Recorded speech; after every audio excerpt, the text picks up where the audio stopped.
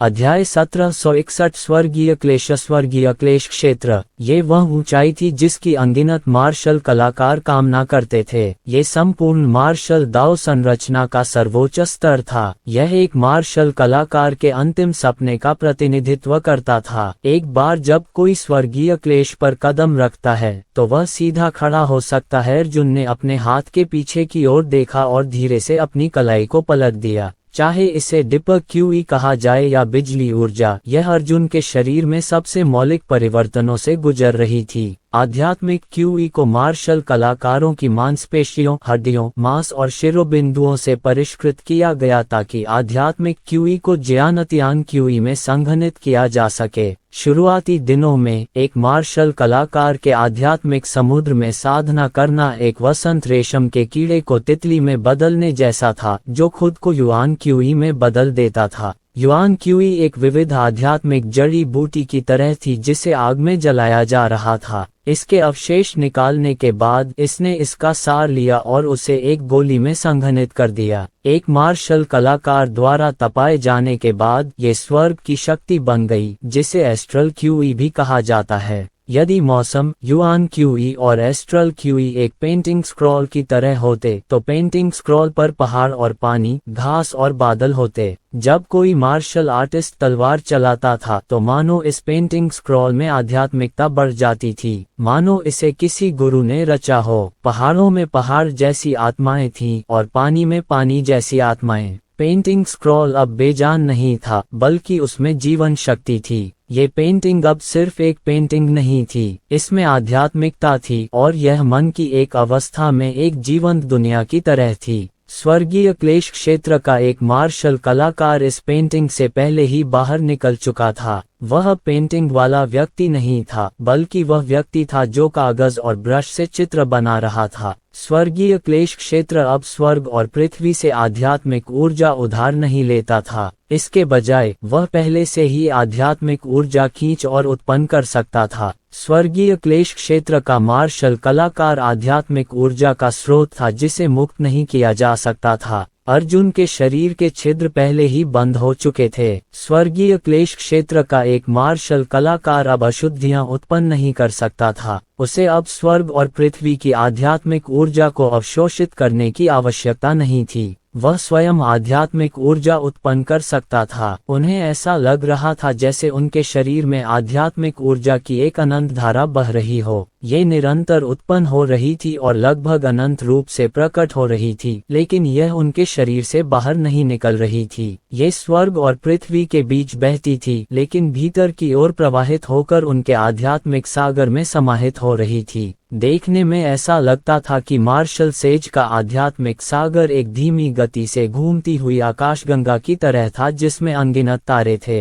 इस बीच स्वर्गीय क्लेश क्षेत्र के मार्शल कलाकार का आध्यात्मिक समुद्र पहले से ही अनगिनत आकाशगंगाओं वाले एक छोटे से ब्रह्मांड में बदल चुका था। अर्जुन की अपनी आध्यात्मिक क्यूई आध्यात्मिक सागर ब्रह्मांड में प्रवाहित होती रही, जिसका वह अंतहीन आनंद लेती रही और उसे समाप्त करती रही। इस बिंदु पर एक मार्शल कलाकार का आध्यात्मिक सागर एक दुनिया, एक स्वतंत्र ब्रह्मांड बन गया था। वह पूरी तरह से बंधनों से मुक्त हो चुका था और अब स्वर्ग और पृथ्वी की आध्यात्मिक ऊर्जा पर निर्भर नहीं था। स्वर्गीय क्लेश क्षेत्र के प्रत्येक मार्शल कलाकार की आध्यात्मिक ऊर्जा और दिव्य आभा असीम थी। जैसे जैसे वे आगे बढ़ते, उनकी दिव्य आभा स्वर्गीय क्लेश के पहले स्तर से दूसरे स्तर तक और फिर तीसरे स्तर तक बढ़ती जाती। उसके बाद उनकी दिव्य आभा मात्रा में नहीं बल्कि गुणवत्ता में बढ़ती जाती। स्वर्गीय क्लेश प्रथम स्तर के मार्शल कलाकार का आभा मंडल अनंत था और स्वर्गीय क्लेश नवम स्तर के मार्शल कलाकार का आभा मंडल भी अनंत था। प्रत्येक स्तर के स्वर्गीय क्लेश क्षेत्र में वृद्धि से केवल आभा मंडल की तीव्रता में परिवर्तन आया। स्वर्गीय क्लेश के नीचे प्रत्येक मार्शल कलाकार जिसने अपनी साधना को एक छोटे स्तर तक बढ़ाया, उसकी डिपर क्यूई, सार क्यूई और प्रोटोकॉस्मिक सामग्री 5 गुना बढ़ जाएगी। स्वर्गीय क्लेश क्षेत्र के ऊपर हर बार जब कोई मार्शल कलाकार एक छोटा क्षेत्र उठाता था तो उसकी डिपर क्यूई की ताकत 5 गुना बढ़ जाती थी। स्वर्गीय क्लेश क्षेत्र के मार्शल कलाकार निरंतर अनंत आध्यात्मिक सागर से अपनी दीपक्यूई निकालते थे। वे अपनी इच्छानुसार इसका उपयोग कर सकते थे। उनके बीच अंतर केवल इतना था कि उन्हें अपनी ऊर्जा को संग्रहित करने के लिए कितना समय चाहिए था और उन्हें कितने समय की आवश्यकता थी। अर्जुन गहरी सोच में डूबा हुआ लग रहा था। उसने अपना दाहिना हाथ थोड़ा ऊपर उठाया और आसमान की ओर इशारा किया। उसने अपनी बिजली को सबसे तेज गति से छोड़ा। वह जानना चाहता था कि वह कितनी तेजी से और कितनी ज्यादा बिजली छोड़ सकता है। उन्होंने पाया कि उनकी बिजली की ऊर्जा भी प्रकाश की गति तक पहुंच गई थी। असीम बिजली की ऊर्जा प्रकाश की गति से बाहर निकली और आकाश में एक विशाल कृपाण प्रकाश में एकत्रित हो गई। स्वर्गीय क्लेश क्षेत्र के अन्य मार्शल कलाकारों को अपनी दीपक्यूई मुक्त करने के लिए ऊर्जा संचित करने की आवश्यकता होती थी, लेकिन अर्जुन को ऐसा नहीं करना पड़ा। उसकी बिजली की ऊर्जा का उत्सर्जन तात्कालिक था, लेकिन अगर वह सावधान रहे तो यह वास्तव में तात्कालिक नहीं बल्कि प्रकाश की गति से होता। आकाश में कृपाण प्रकाश को अर्जुन द्वारा प्रकाश की गति से बिजली की ऊर्जा से भर दिया गया। कृपाण की रोशनी तेज गति से बढ़ने लगी। बस एक सेकंड में कृपाण की रोशनी ने पूरे आकाश को अपनी चपेट में ले लिया। सबने ऊपर देखा तो आकाश चाकुओं से भरा हुआ था। सिर्फ 2 सेकंड में ब्लेड की रोशनी की रूपरेखा अब किसी को दिखाई नहीं दे रही थी।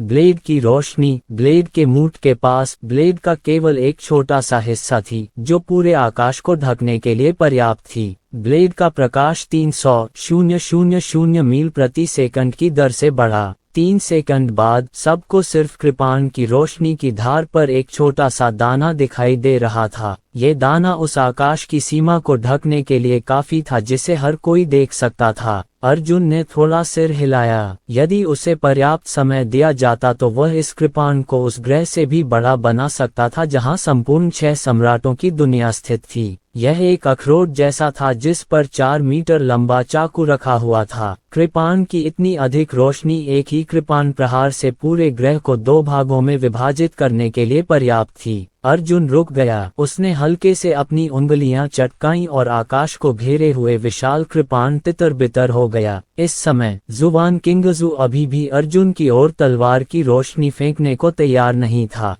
तलवार की रोशनी तेजी से अर्जुन के शरीर में घुस गई, लेकिन अर्जुन, जो ज्वाला पुनर्मिलन की स्थिति में था, तलवार की रोशनी से नहीं टकराया, न ही वह वास्तव में घायल हुआ। इस समय अर्जुन के शरीर को बनाने वाली लपटें धीरे धीरे संघनित हो गईं और उसके शरीर के पुनर्निर्माण के लिए अधिक ज्वाला तत्व नहीं निकाले गए। उसका शरीर कठोर होने लगा और वह उस स्थिति तक पहुंच गया जहां उस पर शारीरिक हमला किया जा सकता था। 1 और 100 सच्ची अग्नि तलवारें गिरी। ये सच्ची अग्नि तलवारें अर्जुन के शरीर को नुकसान पहुंचा सकती थीं। जब मार्शल संत 10वीं परत स्वर्गीय क्लेश पहली परत तक पहुंची तो क्षेत्र विस्फोट काल बीत चुका था। अर्जुन ने जल कारागार की बाधाओं को स्वीकार करना शुरू कर दिया। अगर तलवार की रोशनी से वह फट भी जाता तो उसकी चोटें सचमुच अपरिवर्तनीय होती। अर्जुन की आंखें हल्की सी चमक उठीं। उसने अपनी विशाल कृपाण निकाली और जुवान किंगजू की दिशा में वार किया। वह देखना चाहता था कि अनंत आत्मा सागर की सहायता से वह कितनी बिजली की शक्ति उत्पन्न कर सकता है। उन्होंने इस कृपाण प्रहार को रोका नहीं, जिससे बिजली की ऊर्जा की गति प्रकाश की अधिकतम गति तक बढ़ गई। एक कृपाण 3 लाख ब्लेड लाइटें 1 मीटर लंबी और 10 सेंटीमीटर चौड़ी 3 लाख कृपाण रोशनियां काले हरे बांस की ओर पंखे के आकार में बिखरी हुई थीं, जैसे कोई उल्का बौछार हो। इससे पहले कि दर्शक कुछ समझ पाते, 3 लाख कृपाण किरणें अचानक प्रकट हुईं और गायब हो गईं।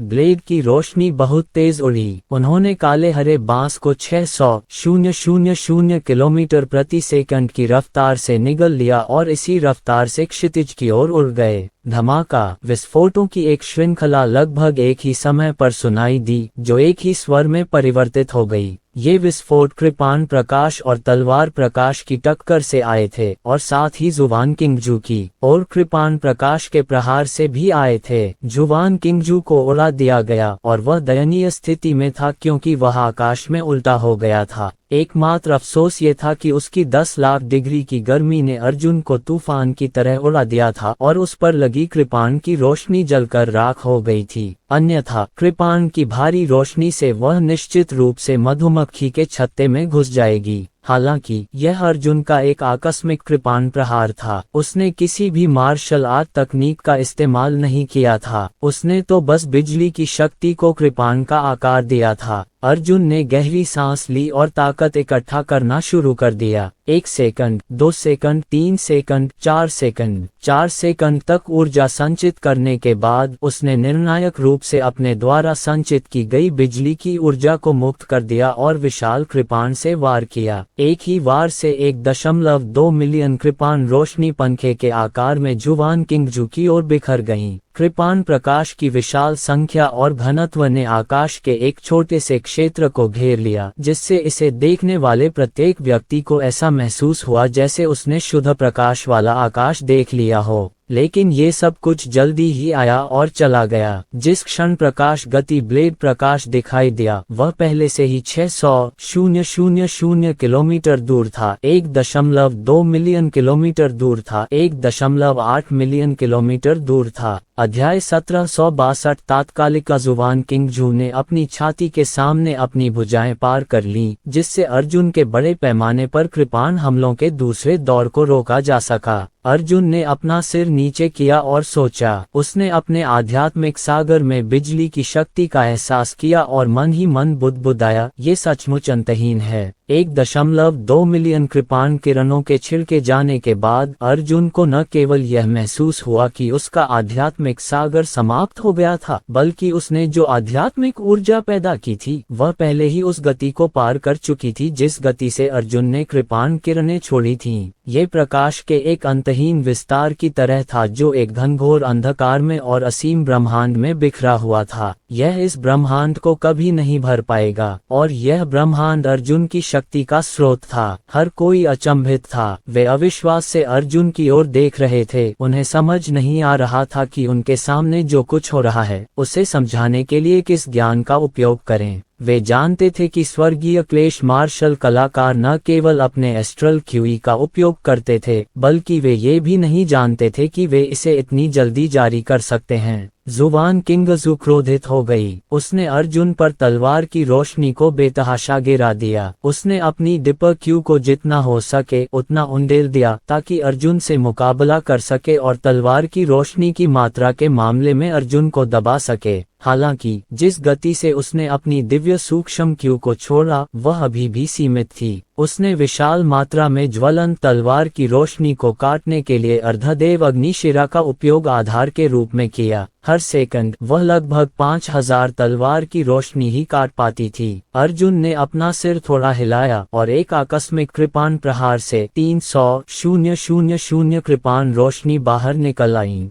3 लाख ब्लेड लाइटों ने तुरंत ही उन दयनीय 5000 तलवार लाइटों को निगल लिया। तारों की चमक ने वास्तव में धधकते सूरज से प्रतिस्पर्धा करने का साहस किया। ये पर्याप्त नहीं है, अर्जुन ने उदासीनता से कहा। पश्चिमी सम्राट हैरान रह गया। हालांकि बिजली मेरिडियन वाले कुछ मार्शल कलाकार हैं, लेकिन वे इसके बिना नहीं हैं। लेकिन अन्य लोगों के लाइटनिंग मेरिडियन इनेट विशेषज्ञ ऐसा नहीं कर सकते। क्यों? हुआंगपो सागर राजा ने कहा, शुरुआती वर्षों में मेरा सबसे अच्छा दोस्त स्वर्गीय थंडर मार्शल किंग न केवल एक बिजली शिरा मार्शल कलाकार था, बल्कि एक 9वें स्तर का स्वर्गीय क्लेश बिजली शिरा मार्शल कलाकार भी था। लेकिन अगर मार्शल किंग का पुनर्जन्म भी हो जाए तो भी वह अपनी एस्ट्रल क्यूई को इतनी जल्दी मुक्त नहीं कर पाएगा। कुछ ही दूरी पर जुवान किंगजू गुस्से से चिल्लाया, तो क्या हुआ अगर हम इसे जल्दी से जारी कर दें? हमारा क्षेत्र ऐसा नहीं है जिसे थोड़े से उपयोग से जीता जा सके। ये गुणवत्ता पर निर्भर करता है। सैकड़ों हजारों लाखों कृपाण दीपों की तो बात ही छोड़िए, अगर इस तरह से अरबों कृपाण दीपों पर भी तुम प्रहार करो तो भी मुझे डर नहीं लगेगा। आपकी कृपाण की रोशनी मेरे तापमान को बिल्कुल भी कम नहीं कर सकती। जैसे ही उसने ये कहा, काला हरा बांस आग के गोले में बदल गया और अर्जुन की ओर बढ़ गया। ब्लेड की रोशनी काले हरे बांस के तापमान केंद्र में प्रवेश नहीं कर पाए। काले हरे बांस की त्वचा को छूने से पहले ही वह 10 मिलियन के उच्च तापमान से वाष्पीकृत हो गई। जैसा कि जुवान किंगजू ने कहा था, जब तक कृपाण प्रकाश की तीव्रता उसके उच्च तापमान का सामना नहीं कर सकती, तब तक कृपाण प्रकाश की मात्रा भी बेकार होगी। आप देख सकते हैं कि मैं एक युद्ध कौशल का इस्तेमाल कर रहा हूँ, अर्जुन ने उदासीनता से कहा। उसने एक हाथ से एक मुहर बनाए और एक बिजली जैसा फीनिक्स उड़कर बाहर आ गया। महान फीनिक्स ने जुवान किंगजू के शरीर पर भयंकर रूप से हमला किया, जिससे उसकी गति थोड़ी धीमी हो गई। साधना क्षेत्र में अभी भी बहुत अंतर है। स्वर्गीय क्लेश स्तर 1 और स्वर्गीय क्लेश स्तर 4 में स्वर्ग और पृथ्वी का अंतर है। किसी ने कहा, तुम मुझे रोक नहीं सकते। जुवान किंगजू की आंखों में एक भयंकर चमक थी जब वह अर्जुन की ओर बढ़ता जा रहा था। अर्जुन ने अपना दाहिना हाथ हिलाया और एक और विशाल बिजली जैसा फीनिक्स उड़कर बाहर आया। वह फिर से जुवान किंगजू के शरीर पर फटा, जिससे उसकी गति धीमी हो गई। मैंने पहले भी कहा था, तुम्हारी इस तरह की घटिया हरकत मेरे खिलाफ बेकार है। जुवान किंगजू की अभिव्यक्ति क्रूर थी। सचमुच, इसके बारे में क्या? अर्जुन ने हल्के से यह कहने के बाद अपना दाहिना हाथ हिलाया। एक विशाल बिजली फीनिक्स आकाश में उड़ गया। धमाका! फीनिक्स जुवान किंगजू के शरीर पर फट गया। इसके तुरंत बाद दूसरा फीनिक्स भी आकाश में उड़ गया। तीसरा, चौथा, 10वां, 100वां, 200। एक के बाद एक बिजली फीनिक्स ने अपने सिर और पूंछ को जोड़ा, जिससे बिजली फीनिक्स की एक पूरी श्रृंखला बन गई। जुवान किंगजू के शरीर पर अंतहीन बिजली की चमक लगातार फूटती रही। विस्फोटों की एक श्रृंखला ने वास्तव में काले हरे बांस को रोक दिया था। जुवान किंगजू ने अपने दांत भींचे और फीनिक्स के आक्रमण चक्र को तोड़ने की कोशिश की। वह फीनिक्स को कुचलना चाहता था और अर्जुन के सामने हमला करना चाहता था। फिर भी फीनिक्स नहीं रुका। उनमें से एक फट गया और बिजली की लहर उठने से पहले ही दूसरा, तीसरा और चौथा काले हरे बांस पर खिल गया। चूंकि आध्यात्मिक सागर पहले से ही अनंत था, इसलिए अर्जुन की दिव्य ग्रेड लाइटनिंग मेरिडियन प्रतिभा को वास्तव में अपना लाभ प्रदर्शित करने वाला माना जा सकता था। बहुत सी युद्ध विधियां जो पहले संभव नहीं थीं, अब आसान हो गई हैं। यदि अन्य स्वर्गीय क्लेश क्षेत्र के मार्शल कलाकारों के पास इस तरह के बिजली फीनिक्स को छोड़ने की क्षमता होती, तो भले ही वे सफल हो जाते, फिर भी उन्हें अपनी ताकत जमा करने के लिए कुछ समय की आवश्यकता होती। हालांकि अर्जुन का युद्ध कौशल तुरंत ही प्रकट हो गया। जैसे ही वह आगे बढ़ा, फीनिक्स पक्षियों की एक श्रृंखला उड़कर बाहर आ गई। चूंकि फीनिक्स सील का उपयोग असीमित रूप से किया जा सकता है, तो ट्विन पाम्स का क्या? अर्जुन सोच में पड़ गया। उसकी मिथुन हथेली की एक हथेली उसकी आधी बिजली की शक्ति को खा जाती, लेकिन अब बिजली की शक्ति पहले से ही असीम थी। अर्जुन ने अपने हाथ फड़फड़ाए और दो विशाल बिजली जैसी हथेलियां एक में विलीन हो गईं। धमाका! जैमिनी की हथेलियों ने जुवान किंगजू के शरीर पर जोरदार थप्पड़ मारे, जिससे जुवान किंगजू कुछ इंच पीछे हट गया। अर्जुन के मुंह का कोना थोड़ा ऊपर उठा। उसने अपने हाथ जोड़े और एक साथ अलग हो गए। जिस क्षण दोनों हथेलियां अलग हुईं, 300,000 बिजली की हथेलियां अचानक स्वर्ग से पृथ्वी पर, पूर्व से पश्चिम तक, दक्षिण से उत्तर तक प्रकट हुईं। ऐसा लग रहा था मानो तारों का एक समूह अचानक रात के आकाश से गिरकर नश्वर संसार में तैर रहा हो। 3 लाख बिजली के तार के पेड़ जोड़े में मिल गए। गड़गड़ाहट की आवाजें गूंजी और 3 लाख तार के पेड़ 1,50,000 तार के पेड़ों में विलीन हो गए। अर्जुन ने अपना हाथ लहराया और 150,000 जुड़वां बिजली के हथेलियां तोपों की तरह उड़ गईं, एक के बाद एक जुवान किंगजू के शरीर पर फट गईं। आदित्य का दाव भाग्य 1 करोड़ बढ़ गया था। स्वर्गीय क्लेश की चौथी परत को आधार बनाकर जुवान किंगजू पहले से ही अविश्वसनीय रूप से शक्तिशाली थी। हालांकि जब उस पर हथेलियों की ऐसी श्रृंखला से प्रहार होता, तो वह लगातार पीछे की ओर खिसक जाती। अर्जुन ने अपने हाथ फड़फड़ाए और आकाश में 300,000 और बिजली की हथेलियां प्रकट हुईं। इस बार उसने इन बिजली की हथेलियों को एक दूसरे के सामने नहीं आने दिया, बल्कि 150,000 के विरुद्ध 150,000 1,50,000 हथेलियां एक दिशा में उड़ीं और अन्य 1,50,000 हथेलियां एक दिशा में उड़ीं। 3 लाख ताड़ के पेड़ मिलकर विशालकाय जुड़वां ताड़ के पेड़ बन गए, जिन्होंने आकाश और सूर्य को ढक लिया। अर्जुन ने अपना हाथ घुमाया और थप्पड़ मारा। विशालकाय जैमिनी पाम ने जोर से चिल्लाते हुए आकाश में छलांग लगाई और वास्तव में इसने काले हरे बांस को भी बिना किसी निशान के थप्पड़ मारा। सारा सामान उड़ गया। नंगी आंखों से जो दिखाई दे रहा था वह विशाल ट्विन पाम्स के केंद्र पर एक छोटा सा काला बिंदु था। ये काला बिंदु वह स्थान था जहां ब्लैक ग्रीन बैम्बू से टकराने के बाद ब्लैक ग्रीन बैम्बू के 10 मिलियन उच्च तापमान ने जैमिनी पाम्स को छेद दिया था। इस दृष्टिकोण से न केवल जुवान किंगजू की मृत्यु नहीं हुई बल्कि वह घायल भी नहीं हुआ होगा। वह केवल उन 2 हथेलियों की विशाल जड़ता से पराजित हुई। दाओ ग्रेड इंटरमीडिएट जैमिनी पाम का सामना बाई कबीले के अज्ञात बिटर सी ऑफ लिमिटलेस से हुआ था।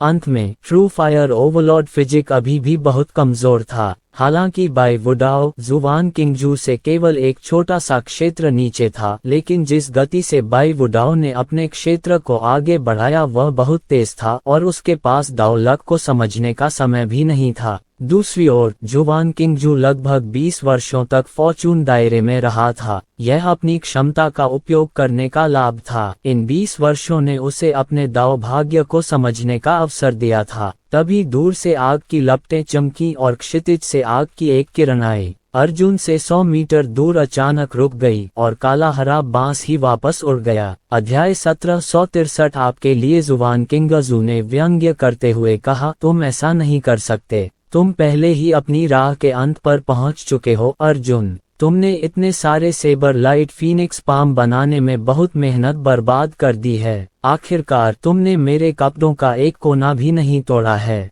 क्या आप जानते हैं कि स्वर्गीय क्लेश क्षेत्र और प्रत्येक छोटे क्षेत्र के बीच कितना बड़ा अंतर है? भले ही वह आपके जितना ही मजबूत हो अर्जुन, आप इस दायरे के अंतर को नजरअंदाज नहीं कर सकते। जिन्हें तुमने पहले हराया था वे तो बस छोटी मछलियां और झींगे थे। उनके स्वर्गीय क्लेश का चौथा स्तर मेरे से बिल्कुल अलग है। अर्जुन ने अपना सिर हिलाया और कहा, क्या आपको लगता है कि अभी अभी मैंने आप पर हमला करने के लिए जो तरीका अपनाया था वह वास्तव में हताशाजनक था? तुम गलत हो। मैं तो बस स्वर्गीय क्लेश क्षेत्र की गहराई को परखना चाहता हूँ। ये तो बस एक परीक्षा है। मत भूलो, अभी अभी तुम्हारे द्वारा चकनाचूर किए जाने के बाद मैं लगभग मर ही गया था। मेरा दाव भाग्य भी रुक गया है। इस समय मैं दाव भाग्य विहीन अवस्था में हूँ। क्या? जुवान किंगजू चौंक गई और उसने जल्दी से आकाश की ओर देखा। निश्चित रूप से बिजली की कृपाण की रोशनी और हथेली अभी भी आकाश में चमक रही थी। सभी ने एक साथ सिर उठाकर उस प्रतिभाशाली व्यक्ति को अचानक जागते देखा।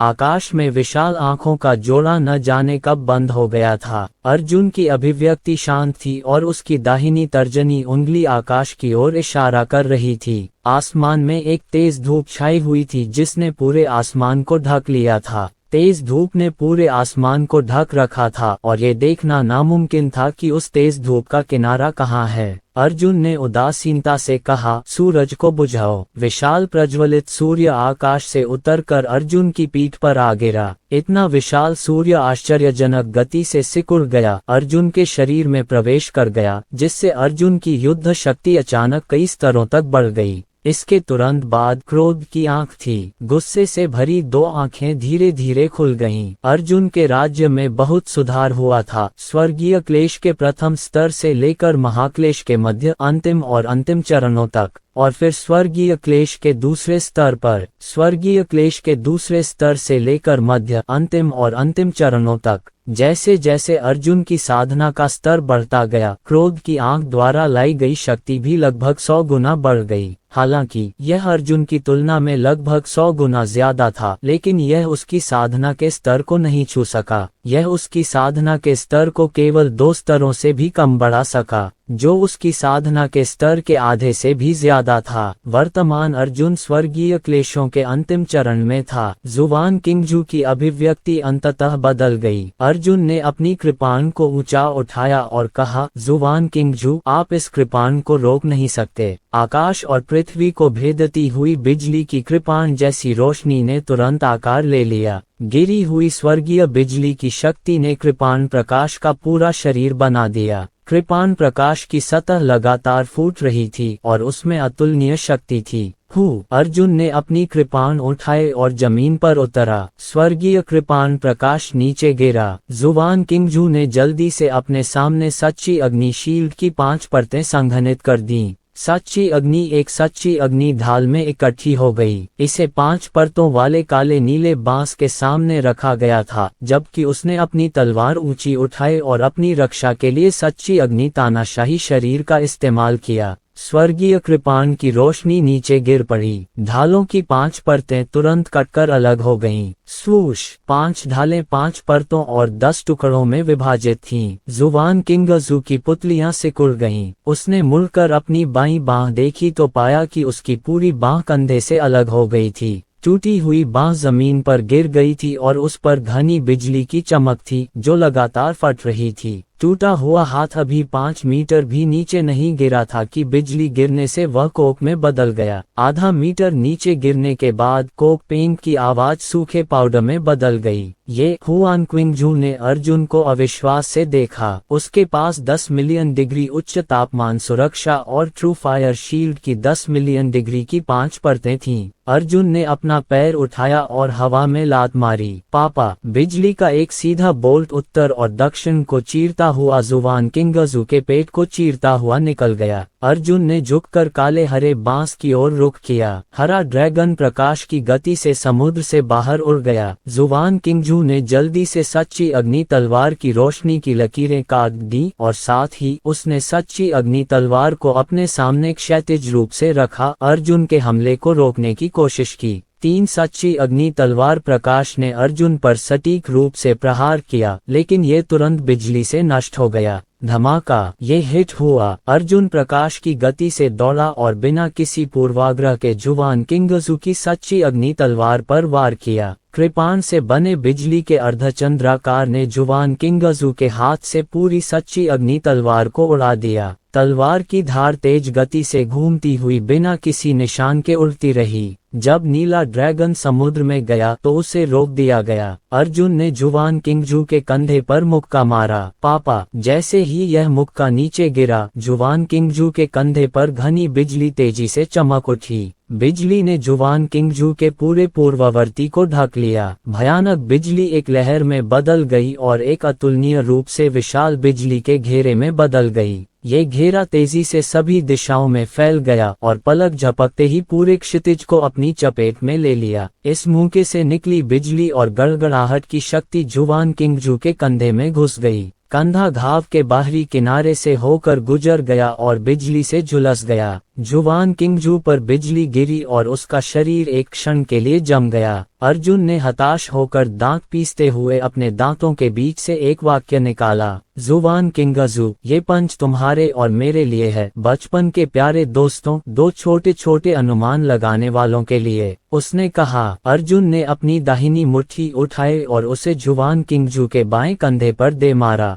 बिजली की एक भयानक लहर फैल गई, जो बिजली के एक विशाल वलय में बदल गई। काला हरा बांस धीरे धीरे छेदा गया। पूरा बायां हाथ नियंत्रण से बाहर हो गया। जुवान किंगजू को दूसरे घूंसे की बिजली जैसी शक्ति का झटका लगा और उसका शरीर, जो अभी तक ठीक नहीं हुआ था, गतिरोध के एक नए दौर में गिर गया। अर्जुन ने अपना दाहिना हाथ उठाया और दांत पीसते हुए कहा, जुवान किंगजू, ये दूसरा मुक्का तुम्हारे लिए है ताकि तुम मेरे साथ मार्शल आर्ट सीख सको और मार्शल आर्ट की उस शानदार दुनिया में एक साथ बढ़ सको। धमाका! एक और मुक्का। यह मुक्का जुवान किंगजू के पेट पर लगा। बिजली चमकी और जुवान किंगजू के पेट पर एक और गहरा घाव दिखाई दिया। पहला घाव अर्जुन की लात का जोर था। जुवान किंगजू ने अपना मुंह चौड़ा खोला और मुंह में आग का खून थूक दिया। अर्जुन की निगाहें मशाल की तरह थीं जब वह चिल्लाया, जुवान किंगजू, ये तीसरा मुक्का तुम्हारे लिए है ताकि तुम मुझे एक सुई दो और मुझे शानदार बादलों से गिरा दो।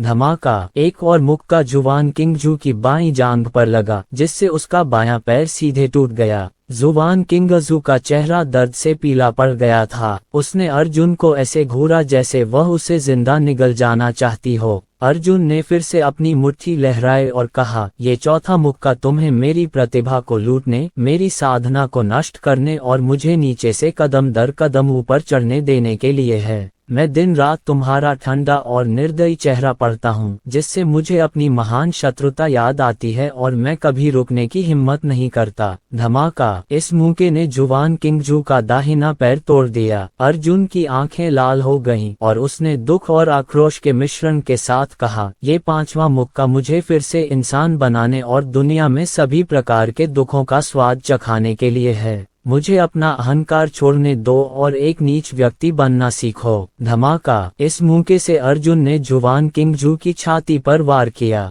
बिजली की एक किरण जुवान किंगजू की छाती को चीरती हुई उसके दिल को चीरती हुई निकल गई। अर्जुन ने अपना दाहिना हाथ उठाया और सख्ती से चिल्लाया, ये 6ठा मुक्का तुम्हें बाई कबीले में शामिल करने और मेरी व्यक्तिगत दुश्मनी को मेरी पारिवारिक दुश्मनी में मिलाने के लिए है। धमाका! अर्जुन का घूंसा जुवान किंगजू के पेट के निचले हिस्से पर लगा। गरज और बिजली ने तबाही मचा दी। गिरी हुई स्वर्गीय बिजली की प्रचंड शक्ति जुवान किंगजू के आध्यात्मिक सागर में बांस की तरह घुस गई, जिससे वह तुरंत घूमना बंद कर दिया और फिर टूटे हुए आईने की तरह बिखर गया। अर्जुन ने अपना दाहिना हाथ उठाया और आकाश की ओर इशारा किया। विशाल कृपाण पीछे से आकाश में उड़ी और बिजली के एक चाप में बदल गई। वह रात के आकाश में चक्कर लगाती हुई अर्जुन के हाथ में आ गिरी। अर्जुन की कृपाण तुरंत आगे बढ़ी। वह चिल्लाया, यह आखिरी तलवार तुम्हारे और मेरे पिछले जन्मों के लिए है। यह अत्यंत दयालु और धर्मी होने के लिए है। तुम्हारे और मेरे लिए हम आकाश में सूर्य और चंद्रमा की तरह हैं। हम कभी एक दूसरे के साथ बातचीत नहीं करेंगे। तुम्हारे अहंकार और अहंकार को, ताकि मैं अंततः इस दिन का बदला ले सकूं।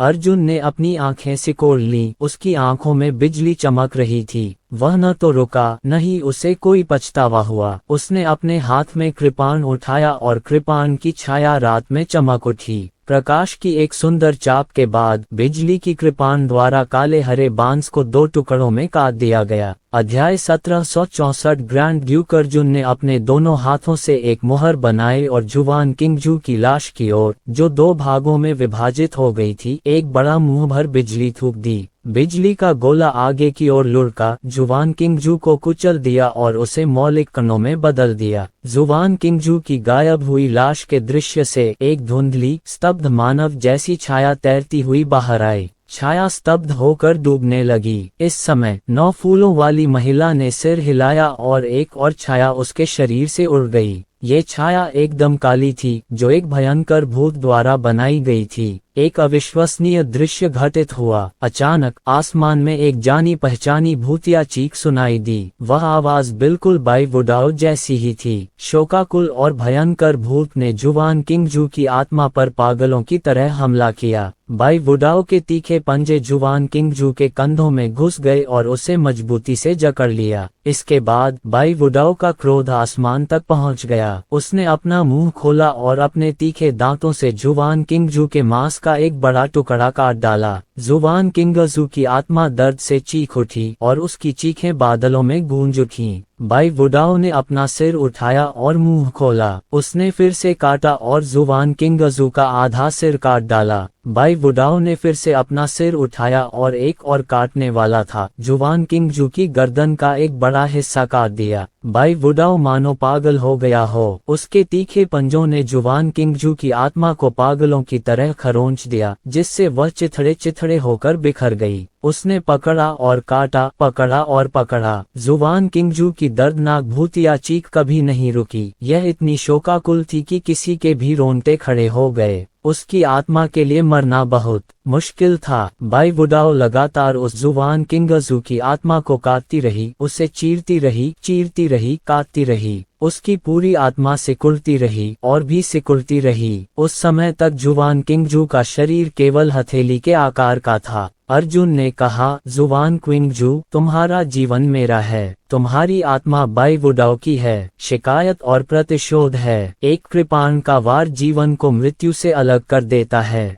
तुम्हारा पुनर्जन्म न हो, तुम्हारा पुनर्जन्म न हो। तुम्हारे जैसे व्यक्ति का अस्तित्व मानवता का सबसे बड़ा अपमान है। जाओ, अब वापस मत आना। चलो विलीन हो जाएं। मानो उसने अर्जुन के शब्द सुन लिए हों। बाई वुडाओ आकाश की ओर चिल्लाया, जुवान किंगजू, मैं तुम्हारी जान चाहता हूँ। इसके साथ ही बाई वुडाओ ने अपना भयानक मुंह खोला और जुवान किंगजू के पूरे शरीर को एक ही कौर में निगल लिया। अर्जुन ने अपना सिर उठाया और चुपचाप आसमान की ओर देखा। वह खुद को रोक नहीं पाया और उसके पीछे 2 आंसू छोड़ गया। अंततः ये खत्म हो गया। कई बार वह रातों को सो नहीं पाता था। आदित्य की हत्या से पहले जुवान किंगजू के चेहरे के भाव ने अर्जुन को इस नफरत की गहरी याद दिला दी और वह उसे जरा भी नहीं भूला। यही वह नफरत थी जिसने उसे कभी रुकने का रास्ता नहीं दिया। यही वह नफरत थी जिसने उसे सभी मार्शल आर्टिस्टों से भी ज्यादा हताश बना दिया था। जहां किसी और ने जाने की हिम्मत नहीं की, अर्जुन ने जाने की हिम्मत की। अर्जुन ने कुछ ऐसा करने का साहस किया जो किसी और ने करने का साहस नहीं किया। वह अपने दिन और रात यह सोचते हुए बिताता था कि वह इस दिन का इंतजार कर रहा था। जुवान किंगजू का आमने सामने सामना करने के लिए उत्सुक था। इस गंदी महिला को व्यक्तिगत रूप से मारने के लिए उत्सुक था जिसने उसे 2 जन्मों तक नुकसान पहुंचाया था। अब सब कुछ खत्म हो गया था। बदला लेने के बाद अर्जुन के दिल में कई वर्षों से दबी हुई एक शिकायत आखिरकार खत्म हो गई। जैसा कि ब्लैक सिकल ने कहा था, बदला लेने के बाद उसे क्या मिला? यह अंतहीन खालीपन था। ये घृणा ही थी जो उसे आगे बढ़ाती रही, लेकिन अब घृणा खत्म हो चुकी थी। अर्जुन ने अपनी मुट्ठियां इतनी जोर से भींच लीं कि उसकी भुजाएं कांपने लगीं।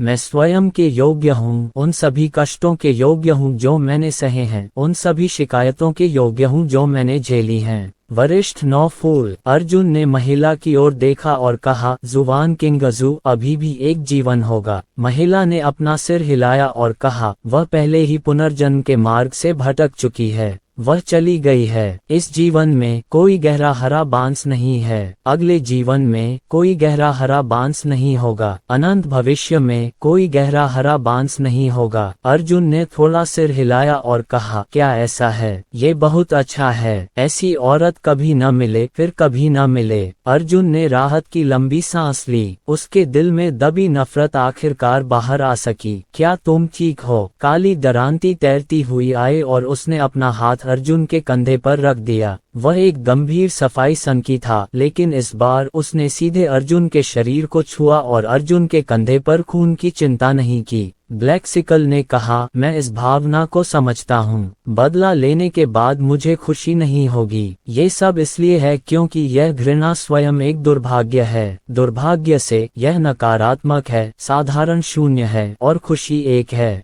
आपने अभी नकारात्मकता को मिटा दिया है और शून्य पर लौट आए हैं। आप अभी भी खुशी से एक कदम दूर हैं। अर्जुन ने मुस्कुराते हुए कहा, मैं ठीक हूँ। भारी बोझ को छोड़ना अच्छा नहीं लगता, लेकिन मेरे दिल में मैं निराश नहीं हूँ, बल्कि मैं बहुत खुश हूँ। दुश्मन कितना खुश है, सचमुच। ब्लैक सिकल को इस पर यकीन नहीं हुआ और उसने कहा, तो फिर जब तुमने सुना कि जुवान किंगजू का पुनर्जन्म नहीं हुआ तो तुम थोड़े उदास क्यों लग रहे थे? अर्जुन ने अपनी आंखें सिकोड़ ली और क्रूरता से मुस्कुराया, ये केवल अफसोस की बात है कि मैं उसे केवल एक बार ही मार सकता हूँ। ब्लैक सिकल ने अर्थपूर्ण ढंग से कहा, लगता है इस घृणा ने तुम्हें सचमुच बहुत बुरी तरह घायल कर दिया है। अर्जुन ने पश्चिमी सम्राट की ओर देखा और कहा, पश्चिमी सम्राट, मैं आपसे कुछ पूछना चाहता हूँ। पश्चिमी सम्राट ने सिर हिलाकर कहा, बोलो। अर्जुन ने मुड़कर दूर झांग हाओरान की ओर इशारा करते हुए कहा, ये व्यक्ति इस सारी परेशानी की जड़ है। हम इसे यहाँ नहीं रख सकते। यदि आप उसे मारना चाहते हैं तो आपको उसे साफ साफ मारना होगा। यदि वह निर्णायक और निर्णायक है तो ये किसी पुरुष का काम नहीं है। अगर हम घास नहीं काटेंगे तो हम हमेशा मुसीबत में रहेंगे।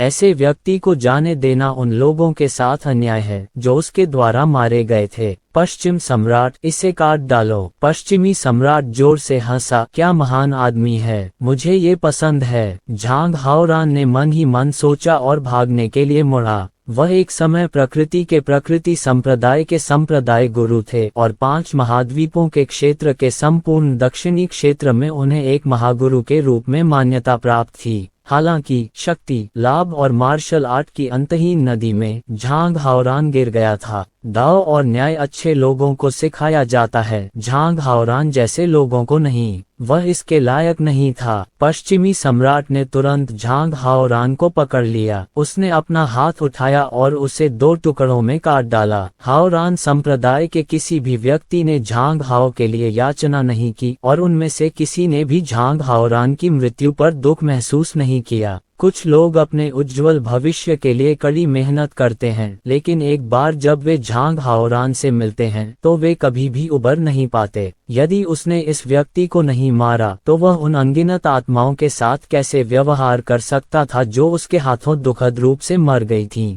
अर्जुन की झांग हाओरान से कोई दुश्मनी नहीं थी, लेकिन झांग हाओरान को मरना पड़ा। लोगों ने कहा कि इस दुनिया में बहुत प्यार है, इसलिए झांग हाओरान को मारना ग्रैंड ड्यूक था। अर्जुन ने मुड़कर पैट्रिक हॉल की ओर देखा। अभी भी 2 लोग थे जिन्हें मारना जरूरी था। एक सफेद नदी थी, दूसरी हुबोशुंग थी। इस समय बाह्य ने चौथे प्रकार के अत्याचारी शरीर, पृथ्वी अत्याचारी शरीर की साधना शुरू कर दी थी। पृथ्वी तानाशाह शरीर के समाप्त होने के बाद यह अंतिम वस्तु होगी, सच्चा अग्नि तानाशाह शरीर। अर्जुन ने फिर से दानव सम्राट की ओर देखा। दानव सम्राट अभी भी पालथी मारकर बिना हिले डुले और लगन से साधना में लगा हुआ था। अर्जुन तैरकर ऊपर आया और गंभीर भाव से दानव सम्राट की ओर देखा। दानव सम्राट को यह नहीं पता था कि वह कड़वाहट के सागर के दूसरे हिस्से की खेती कर सकता है या नहीं। क्या उसकी प्रतिभा सचमुच पर्याप्त थी? अध्याय 1765। दुनिया में नंबर 1। यह अंतिम क्षण था।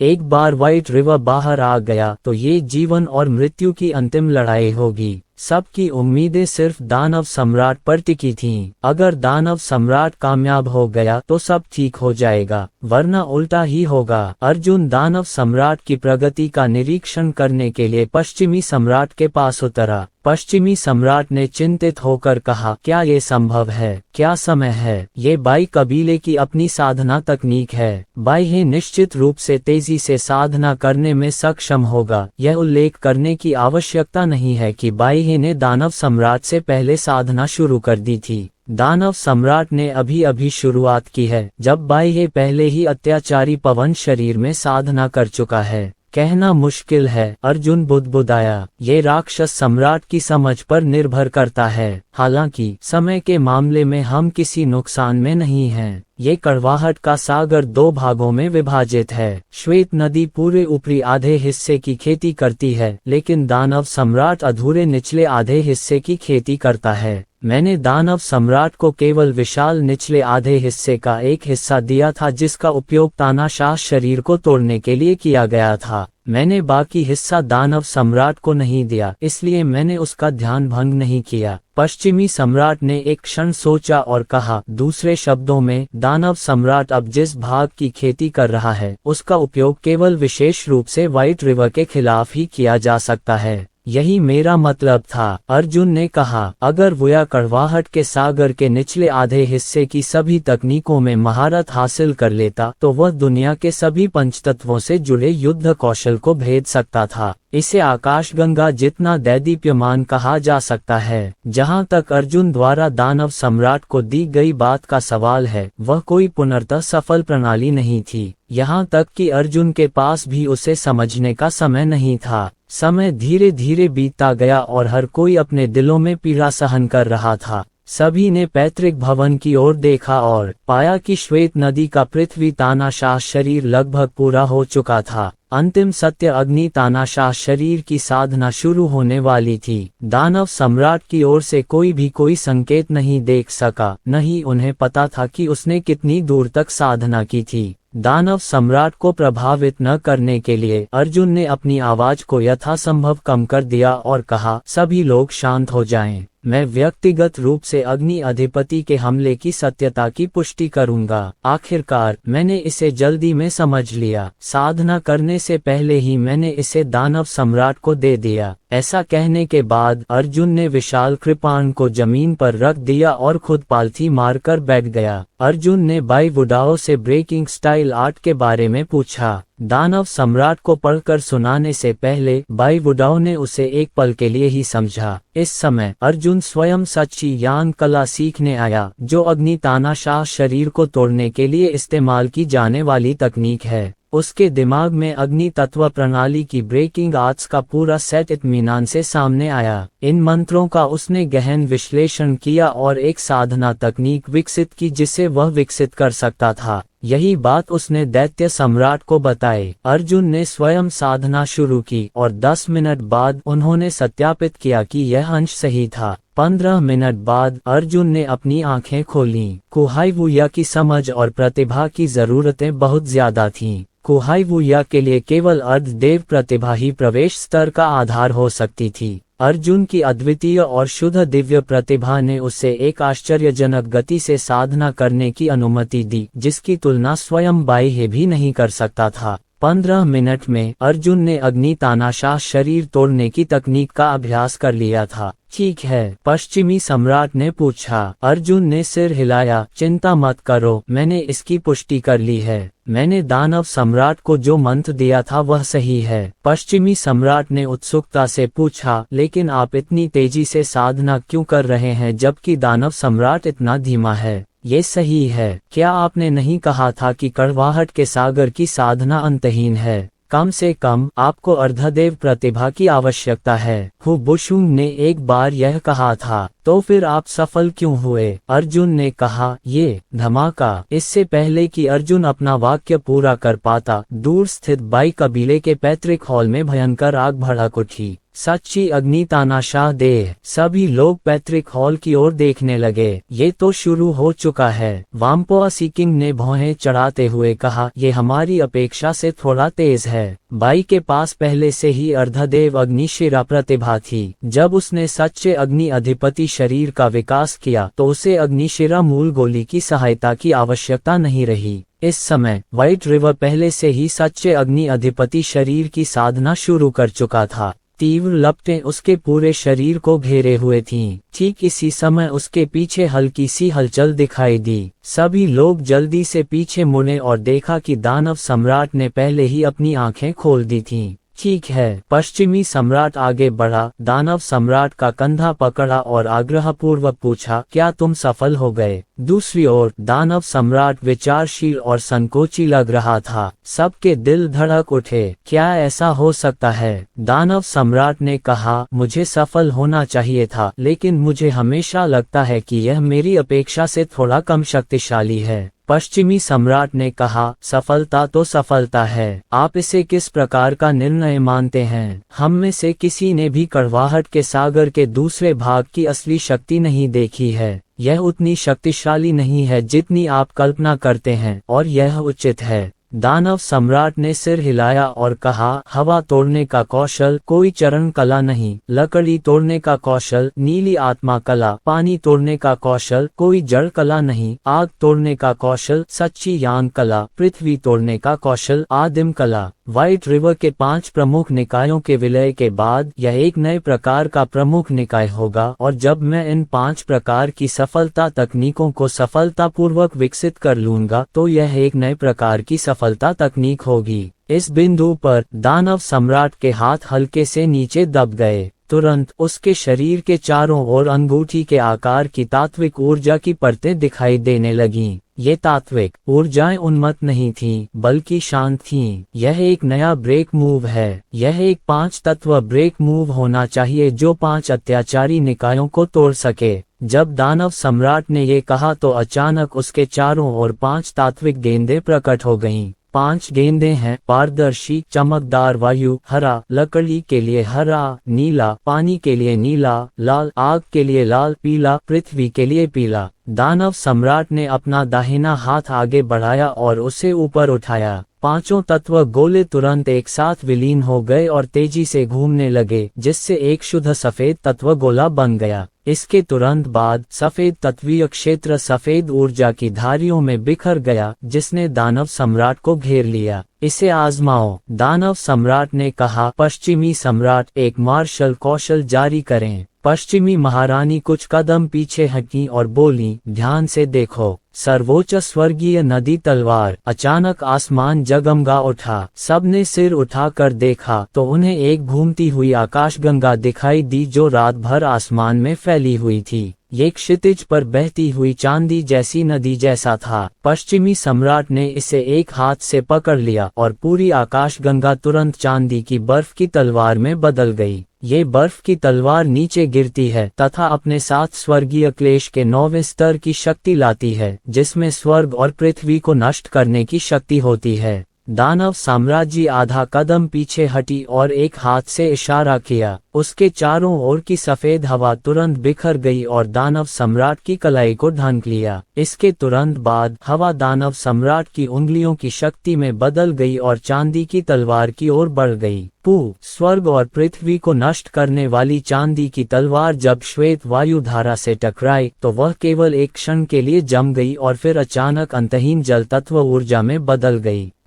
पश्चिमी सम्राट के हाव भाव एकदम बदल गए। ये बहुत शक्तिशाली है। आप सीधे मेरी चांदी की तलवार का सामना नहीं कर रहे हैं। इसके बजाय आप मेरी चांदी की तलवार के सबसे बुनियादी तत्व स्तर से तलवार को विघटित करना शुरू कर रहे हैं। दानव सम्राट ने आत्मविश्वास से सिर हिलाया और कहा, ये सही है। कड़वाहट का सागर वुया वास्तव में बहुत चौंकाने वाला है। ये वास्तव में स्वर्ग के नीचे नंबर 1 अद्भुत उपलब्धि है। अध्याय 1766 एलिमेंटल हेगेमोनिस बिंदु पर दानव सम्राट ने लापरवाही से अपना हाथ लहराया और जमीन पर एक पेड़ प्रकट हुआ। उन्होंने पेड़ की ओर इशारा करते हुए कहा, पेड़ को नष्ट करने के कई तरीके हैं। हमारे मार्शल कलाकारों के सामान्य तर्क के अनुसार ये तरीके हैं खोदना, काटना, जलाना, टकराना, तोड़ना इत्यादि। हालांकि हाइवुया ने एक अलग रास्ता अपनाया। इस साधना तकनीक के दृष्टिकोण से पेड़ स्वयं महत्वपूर्ण नहीं थे। सबसे महत्वपूर्ण बात यह थी कि पेड़ बड़ी मात्रा में लकड़ी के तत्वों से बने थे।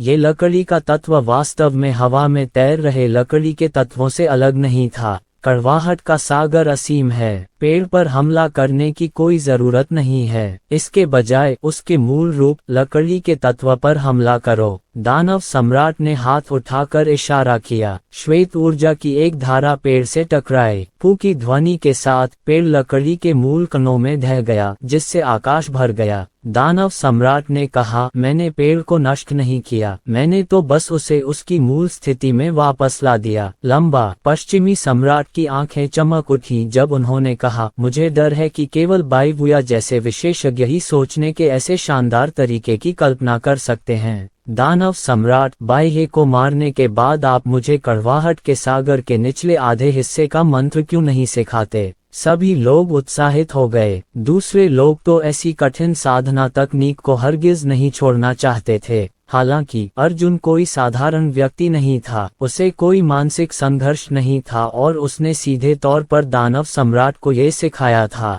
दानव सम्राट के पास इतनी शक्तिशाली साधना तकनीक नहीं थी तो वह इसे किसी और को नहीं सिखाएगा, है ना? ये कभी समझ में नहीं आएगा। दानव सम्राट ने अपना सिर हिलाया और कहा, किसी वस्तु को उसके मूल तात्विक रूप में वापस लाने के लिए कड़वाहट के सागर वुया में एक साधक की अत्यधिक उच्च आवश्यकता होती है। सबसे पहले आपके पास इतना मजबूत तात्विक लगाव होना चाहिए। तत्वीय आत्मीयता क्या है? इसे आप मनुष्य प्रतिभा कहते हैं। ओह, पश्चिमी सम्राट ने निराशा में आह भरी। मैं समझ गया, हमारी प्रतिभा दिव्य स्तर से आगे नहीं बढ़ सकती, इसलिए अगर हम तात्विक निकटता तक नहीं पहुंच सकते तो हम अभ्यास भी नहीं कर सकते। दानव सम्राट के स्पष्टीकरण के बाद सभी के दिल पहले से ही मर चुके थे। ये सही है। अगर इस साधना पद्धति से तब तक साधना की जा सकती थी जब तक उसे मंत्र प्राप्त था, तो फिर बाइहे ने बाइवुडाओ को इतनी मेहनत से क्यों डिजाइन किया? लेकिन यह अच्छा है। पश्चिमी सम्राट ने जोर से सिर हिलाया और कहा, चूंकि दानव सम्राट पहले ही 5 कलाएं सीख चुका है, इसलिए हमें बस श्वेत नदी को उसके निकलते ही नष्ट करना होगा। ओह, क्या ऐसा है? अचानक दूर से एक बर्फीली सी ठंडी आवाज आई। सभी लोग जल्दी से पीछे मुड़े और देखा कि कम से कम 90% विशेषज्ञ बड़े अंतर से पीछे हट गए थे। श्वेत नदी, बाहर आओ। बाह्य ने अपने हाथ पीछे कर लिए और सबको उदासीनता से देखने लगा। आखिरकार उसकी नजर अर्जुन पर पड़ी। अर्जुन, तुम सचमुच एक अद्भुत व्यक्ति हो। भले ही हमारे बीच की दुश्मनी समुद्र जितनी गहरी हो, मुझे मानना होगा कि तुम हो। यहाँ तक कि मैं भी नहीं जानता कि 5 अत्याचारी शरीर तोड़ने का कौशल वास्तव में एक साधना तकनीक है। कड़वाहट का सागर असीम है। असल में 2 हैं। अगर तुमने ये राज न खोजा होता तो शायद मैं इसे जिंदगी भर राज ही रखता। पता चला कि बाह्य भी बाहर की हलचल पर ध्यान दे रहा था। उसने अर्जुन और बाकी लोगों के बीच की सारी बातचीत सुन ली थी। अर्जुन ने बाह्य की ओर ठंडेपन से देखा और कहा, अब पता लगाने में बहुत देर हो चुकी है। आपको मंत्र के दूसरे भाग को समझने का मौका नहीं मिलेगा। बाह्य मंद मंद मुस्कुराए, हाँ, अगर तुम नहीं बताओगी तो मैं कभी नहीं समझ पाऊंगी। लेकिन इसमें हर्ज क्या है? तुम मेरे लिए कोई मुकाबला नहीं हो। पश्चिमी सम्राट चिल्लाया, यहाँ भूत बनने का नाटक करना बंद करो। ये पिता अब कोशिश करेगा। तुम्हारे इस अत्याचारी शरीर में कितना वजन है? पश्चिमी सम्राट ने अपना दाहिना हाथ ऊपर उठाया और एक और चांदी की तलवार निकाली जो आकाश और पृथ्वी को भेदती हुई निकल गई। चांदी की तलवार रात के आकाश के नीचे सपाट पड़ी थी और श्वेत नदी की ओर गिर रही थी। तलवार की रोशनी ने एक सुंदर चाप खींचा। बाह्य ने एक गहरी सांस ली और धीरे से कहा, कड़वाहट का सागर असीम है। संप्रभु हेगेमोन बॉडी भिन्न भिन्नाओ। उसके शरीर से एक धुंधली रोशनी चमक रही थी। हालांकि उसने देखा कि उसका दाहिना हाथ चांदी की तलवार पर आ गया। एक झनकार के साथ विशाल चांदी की तलवार वास्तव में वहीं रुक गई। इसके तुरंत बाद बाह्य की मुट्ठी चांदी की तलवार पर पड़ी और बारीक दरारें चुपचाप दिखाई देने लगीं। पल भर में चांदी की तलवार के पूरे शरीर में दरारें पड़ गईं। एक जोरदार धमाके के साथ चांदी की तलवार अनगिनत बार टूट गई। पश्चिमी सम्राट अवचेतन रूप से 2 कदम पीछे हट गया। बाह्य मुस्कुराए और बोले, कड़वाहट का सागर असीम है। पंचतत्व तानाशाह शरीर में हवा, लकड़ी, पानी, आग और पृथ्वी सभी 5 तत्व शामिल हैं। इस समय मेरा संप्रभु हेगेमोन शरीर एलिमेंटल हेगेमोन है और मैं एलिमेंटल हेगेमोन हूँ। जब तक कि तुम्हारी एस्ट्रल क्यूई मेरी तुलना में कहीं अधिक मजबूत न हो, अन्यथा मेरे सामने तुम एक भी वार का सामना नहीं कर पाओगे। तुम किसका इंतजार कर रहे हो? लड़ो। पश्चिमी सम्राट दहाड़ा और तुरंत व्हाइट नदी पर अंधाधुंध बमबारी शुरू कर दी। दीपक क्यूई की बड़ी मात्रा व्हाइट नदी की ओर बह गई। बाह्य इतना आश्वस्त था कि उसने शांतिपूर्वक अपनी बाहें फैला दी और पश्चिमी सम्राट के पूर्ण बल हमले का पूर्ण स्वीकृति के भाव के साथ स्वागत किया। गड़गड़ाहट, गड़गड़ाहट, गड़गड़ाहट। व्हाइट नदी पर गिरने वाले दीपक क्यूई के प्रत्येक धागे में तुरंत विस्फोट हो गया। विस्फोट क्षेत्र दूर होता जा रहा था। इसका मतलब ये था कि व्हाइट नदी पर पश्चिमी सम्राट के हमले से बमबारी हो रही थी और वह लगातार पीछे हट रही थी। सब बहुत खुश थे। पता चला कि हाइवुया के अत्याचारी शरीर पर अभी भी हमला किया जा सकता था। ये देखकर पश्चिमी सम्राट और भी अधिक हिंसक हो गया। उन्होंने सभी प्रकार के युद्ध कौशल, आकाश को भेदने वाली चांदी की तलवारें और आकाश में फैले नीले पानी के कृपाण आदि का त्याग कर दिया। उंगलियों की शक्ति की धारियां जो टूटते तारों की तरह घनी थीं और जिनमें स्वर्ग और पृथ्वी को नष्ट करने की शक्ति थी। 9वें स्तर का स्वर्गीय क्लेश विशेषज्ञ केवल इतना ही कर सकता है कि वह किसी के हृदय को कंपा दे। ये लगातार हमले यदि पृथ्वी पर हुए तो संभवतः 6 सम्राटों की दुनिया के एक छोटे से हिस्से को नष्ट कर देंगे। सभी की आंखें चौड़ी हो गईं और उन्होंने अपनी मुट्ठियां भींच ली तथा जोर से चिल्लाने लगे। काफी देर तक लड़ने के बाद पश्चिमी सम्राट अंततः हौंफते हुए रुक गया। एस्ट्रल क्यूई अनंत थी, लेकिन उसकी सहन शक्ति अभी भी सीमित थी। इस बार तुम्हें मर जाना चाहिए। पश्चिमी सम्राट ने भयावहता से मुस्कुराते हुए दूर, जहां श्वेत नदी थी, की ओर देखा। जब दीपक क्यूई की विस्फोटक लपटें अंततः शांत हो गईं, तो एक चकित छाया शांतिपूर्वक लौ के केंद्र से बाहर निकल आई।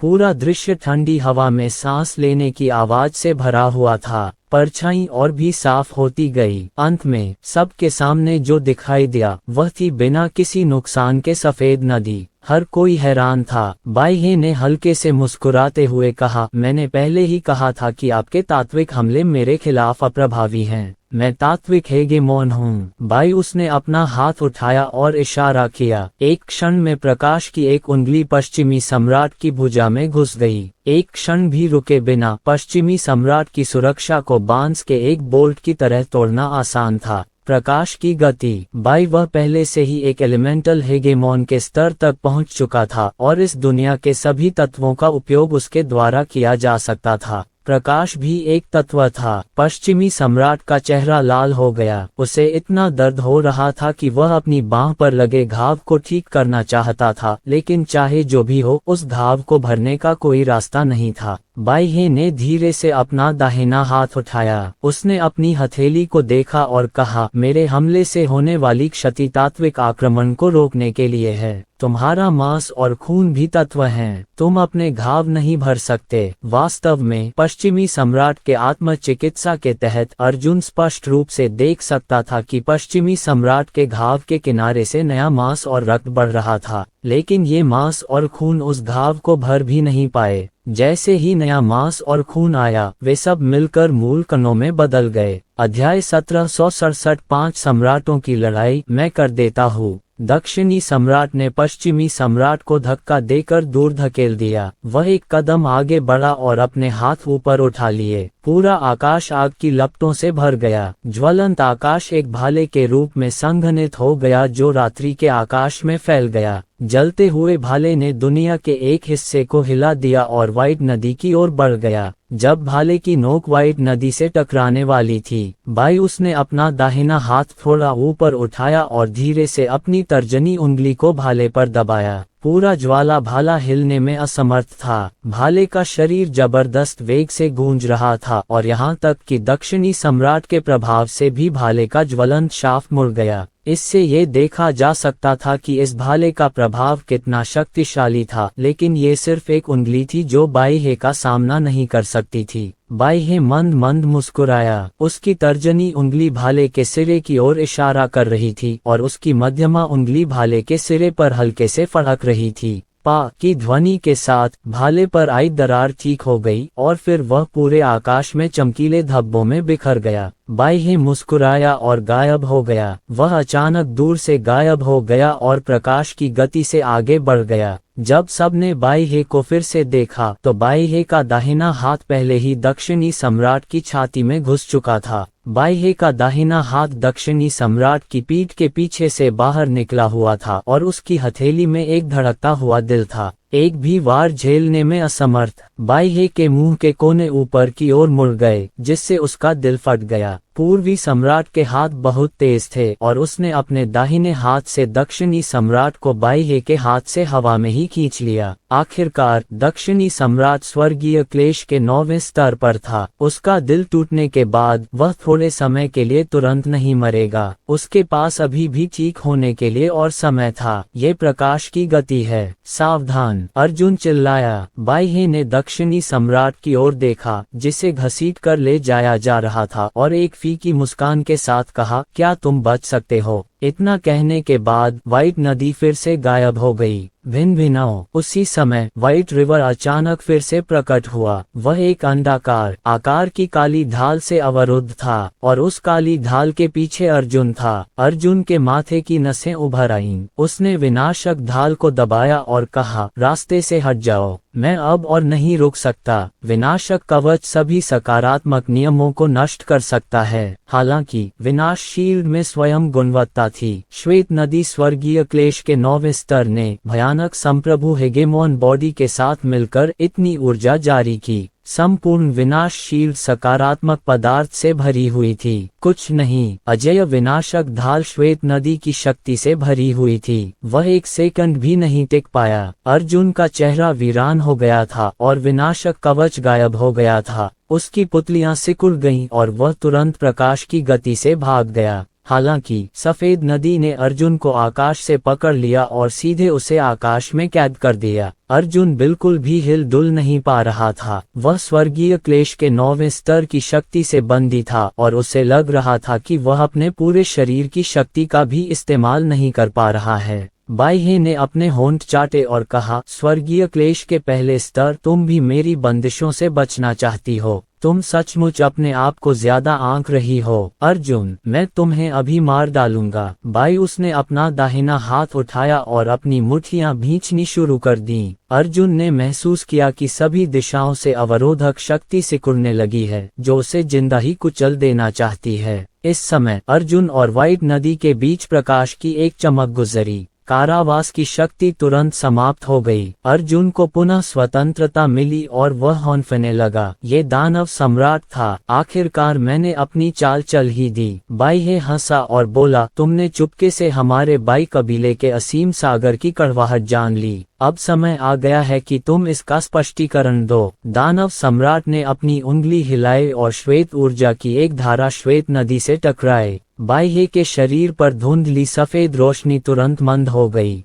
जल्दी करो, उस पर हमला करो। मैंने उसके अत्याचारी शरीर को कमजोर कर दिया है। दानव सम्राट दहाड़ा। पूर्वी सम्राट की प्रतिक्रिया सबसे तेज थी। उसने अपने शरीर के एक झटके से बाह्य की छाती पर चाकू का वार कर दिया था। पृथ्वी शिरा के शीर्ष मार्शल कलाकार पूर्वी सम्राट की कृपाण सचमुच चमकदार और पारदर्शी थी। यह एक शानदार क्रिस्टल संरचना थी। एक मजबूत और सुदृढ़ हाथ का ब्लेड बाह्य के कंधे पर जोर से वार किया गया। बाह्य के पूरे शरीर को दो टुकड़ों में काटना चाहता था। हालांकि उस झनकार ने पहले ही साबित कर दिया था कि पूर्वी सम्राट असफल हो गया था। बाह्य पर जब वार किया गया तो वह लड़खड़ा गया। वह झुका और घूम गया। उसकी आंखों में हत्या का भाव था और उसने कहा, बस इतना ही काफी है। पूर्वी सम्राट के चेहरे पर भयंकर भाव थे। वह उछल पड़ा और अनगिनत पृथ्वी तत्व आकाश में संघनित हो गए। उसने उन्हें अविश्वसनीय रूप से संकुचित कर दिया। पृथ्वी के तत्व पृथ्वी में परिवर्तित हो गए, संकुचित होकर स्टील में बदल गए, क्रिस्टल में संघनित हो गए और फिर एक पारदर्शी कांच की तलवार में परिवर्तित हो गए। क्रिस्टल को असीम रूप से संपीड़ित किया गया था और मौलिक कणों के बीच के बुनियादी अंतराल को निचोड़ा गया था।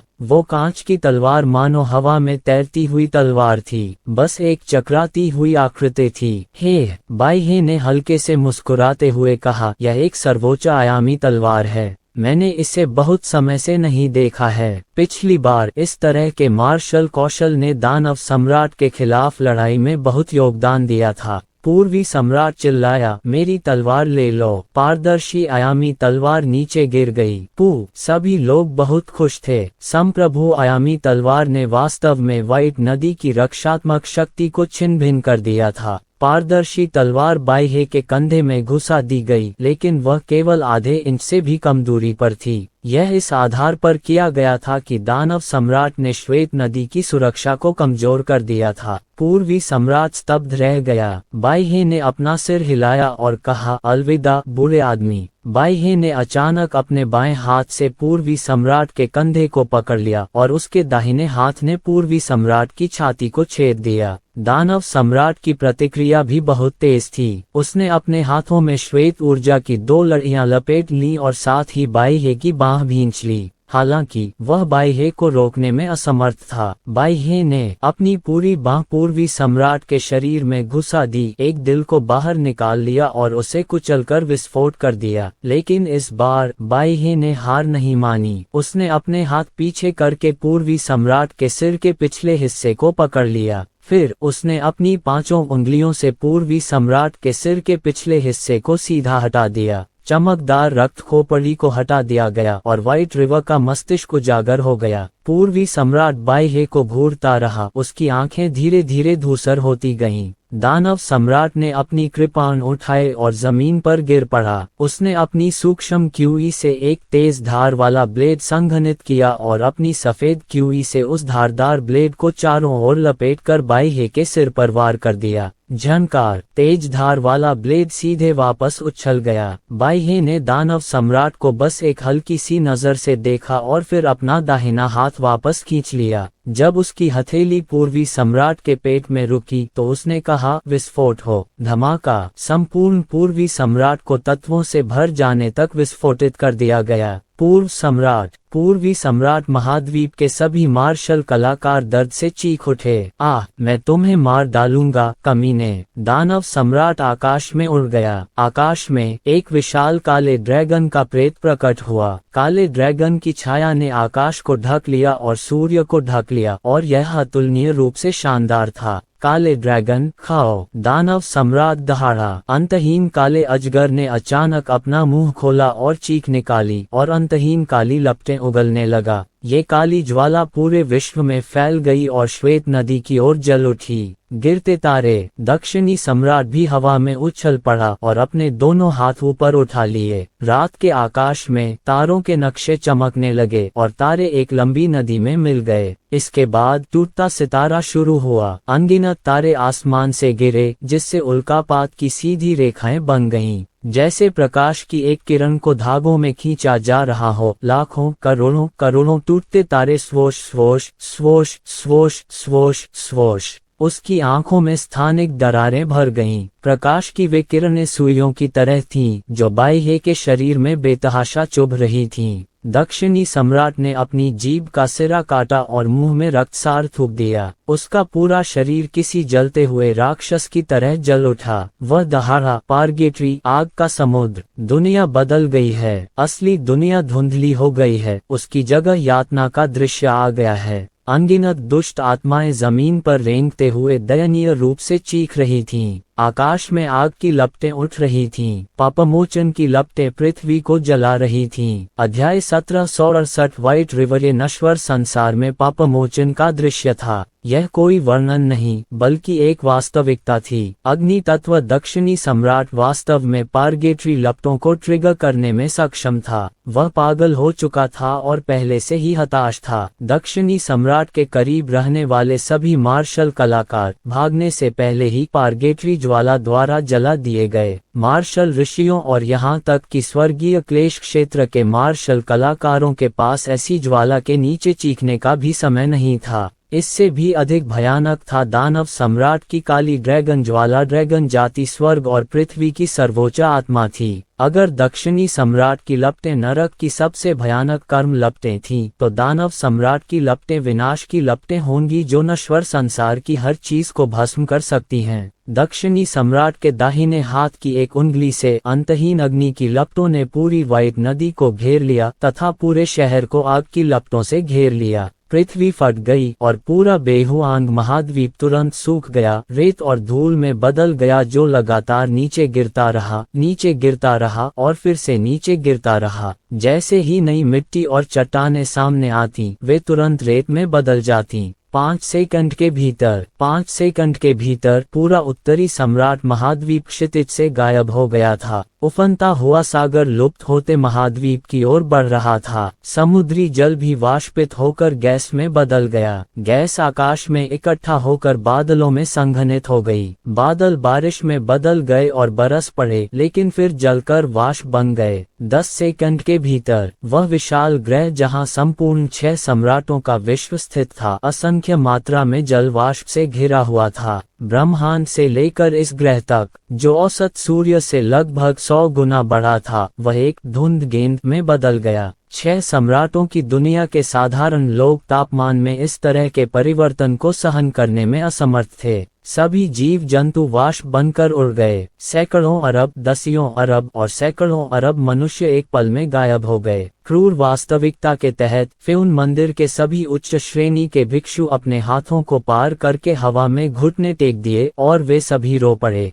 घटनास्थल पर प्रत्येक जीवित मार्शल कलाकार भी निराशा में हवा में खड़ा था, विशाल ब्रह्मांड को घूर रहा था, यह नहीं जानता था कि कहाँ जाना है। फेयून मंदिर के भिक्षुओं, चलो चलें। एल्डर टेंग जिंग ने आह भरी और अपने साथ अनेक उच्च पदस्थ भिक्षुओं को लेकर आए, जो प्रकाश की किरणों में बदल गए थे, क्योंकि उन्होंने श्वेत नदी पर आत्मघाती हमला किया था। पर्याप्त। अचानक एक ध्वनि तरंग फैल गई जिससे सभी लोग उड़ गए। आग के समुद्र के भीतर बाइहे, जिस पर एक ही समय में कई मार्शल सम्राटों ने हमला किया था, एक उदास अभिव्यक्ति के साथ कदम से कदम मिलाकर बाहर चला गया। उसके शरीर पर सफेद वस्त्र इतना जल गया था कि उसमें छेद हो गए थे। उसके शरीर पर जलने के कई निशान थे, लेकिन ये जानलेवा नहीं थे। राक्षस सम्राट, दक्षिणी सम्राट और पश्चिमी सम्राट सभी रुक गए। उनके चेहरे राख से लाल हो गए। उन्होंने पहले ही अपने सबसे मजबूत मार्शल कौशल का उपयोग कर लिया था, लेकिन वे व्हाइट रिवर को केवल मामूली चोटें ही पहुंचा सके। बाइहे ने कहा, दानव सम्राट, आपकी धारणा बुरी नहीं है और आपकी ताकत भी बुरी नहीं है। दुर्भाग्य से आप एक बात भूल गए हैं, आपके पास यक्ष प्रतिभा नहीं है। क्या तुम जानते हो कि मेरी नजर में तुम क्या हो? तुम एक बिल्ली हो। तुम बाघ जैसे दिखते हो, लेकिन तुम बाघ नहीं हो। तुम बहुत दूर हो। यदि आपके ब्लैक ड्रैगन कबीले का ड्रैगन राजा आता है और कड़वाहट के सागर के निचले आधे हिस्से को जानता है, तो आप मुझसे समान रूप से लड़ सकते हैं, लेकिन आप नहीं कर सकते। क्या तुम्हें यह महसूस हो रहा है? बाइहे ने धीरे से अपनी बाहें उठाईं और कहा, हमारे अलावा 6 सम्राटों की दुनिया में और कोई नहीं है। लेकिन आप क्या कर सकते हैं? आप बस अनगिनत इंसानों को इसी तरह मरते हुए देख सकते हैं। आप मेरा क्या कर सकते हैं? दानव सम्राट दहाड़ा, बाइहे, तुम क्या कर रहे हो? पागल, क्या सभी को मारना तुम्हारा लक्ष्य है? मैं क्या करना चाहता हूँ? बाइहे मुस्कुराया। उसने अपना दाहिना हाथ हिलाया और दक्षिणी सम्राट को अपनी हथेली में ले लिया। फिर उसने लापरवाही से दक्षिणी सम्राट की गर्दन तोड़ दी। इसके बाद डिपक्यूई में विस्फोट हुआ, जिससे दक्षिणी सम्राट इस हद तक नष्ट हो गया कि शव का एक टुकड़ा भी नहीं बचा। एक मार्शल सम्राट इतनी आसानी से मर गया। दैत्य सम्राट ने आंसू बहाते हुए चिल्लाते हुए कहा, हम मार्शल कलाकार हैं। हम दया के बिना नहीं मर सकते, लेकिन आप उन अनगिनत साधारण लोगों को जाने देने से इनकार करते हैं। मैं आखिरकार पूछने को तैयार हूँ कि मैं क्या करना चाहता हूँ। बाइहे शांति से मुस्कुराया। आपने कहा था वे साधारण लोग हैं, लेकिन मेरी नज़र में सामान्य बात पाप है। इस दुनिया में बहुत सारे साधारण लोग हैं। वे उल्लेख के लायक भी नहीं हैं, वे चींटियां भी नहीं हैं, लेकिन वे यहाँ रहते हैं और दुनिया की हर चीज का आनंद लेते हैं। बाइहे ने आकाश की ओर इशारा करते हुए कहा, आकाश कितना ऊंचा है? मुझे कौन बता सकता है? आप नहीं बता सकते, और न ही वे साधारण लोग। क्यों? क्योंकि वे साधारण हैं, क्योंकि तुम भी मेरी तरह साधारण हो। बाइहे ने पश्चिमी सम्राट को हवा में पकड़ लिया और उसकी गर्दन पकड़ ली। उसने पश्चिमी सम्राट को घूरते हुए ठंडे स्वर में कहा, आप भी यही सोचते होंगे कि मैं पागल हूँ। आप सोचते होंगे कि मैं एक ऐसा व्यक्ति हूँ जो अपने स्वार्थ के लिए बेताब है, लेकिन आप सब गलत हैं। मैं ही सच्चा धर्म हूँ। ये कहते हुए बाइहे की आंखें और भी ठंडी हो गईं। उसने दांत पीसते हुए कहा, मैं इस दुनिया को मिटा देना चाहता हूँ। मैं हर साधारण चींटी को मार डालना चाहता हूँ। उन्होंने अपनी उंगली हिलाते हुए कहा, अंत में एक बिजली का बैल आकाश से उतरेगा और हमारी सभ्यता को नष्ट कर देगा। मैं अंततः जानता हूँ कि यदि हम जीवित रहना चाहते हैं तो सामान्यता और करुणा हमारी प्रगति में सबसे बड़ी बाधाएं हैं। मुझे प्रतिभाशाली लोग चाहिए। मैं चाहता हूँ कि दुनिया में हर किसी के पास 5 स्वर्गीय आध्यात्मिक मेरिडियन हो। मैं चाहता हूँ कि हर किसी को स्वर्गीय क्लेश के 9वें स्तर में कदम रखने का मौका मिले। मैं चाहता हूँ कि 9वें स्तर के सैकड़ों अरबों स्वर्गीय क्लेश विशेषज्ञ मेरे साथ भाग्य के अन्याय के विरुद्ध लड़ें, उस बिजली के बैल के विरुद्ध जो बिना किसी कारण के हमारी मानव मार्शल आर्ट सभ्यता का विनाश कर रहा है। बाइहे ने पश्चिमी सम्राट का सिर मुक्का मारकर उड़ा दिया। उसने आखिरी दानव सम्राट की ओर देखा और दांत पीसते हुए कहा, अब बताओ, क्या मेरे द्वारा मारे गए ये इंसान ऐसा करने की योग्यता रखते हैं? दानव सम्राट ने गुस्से से कहा, तो तुम दुनिया में हर किसी को मारना चाहते हो?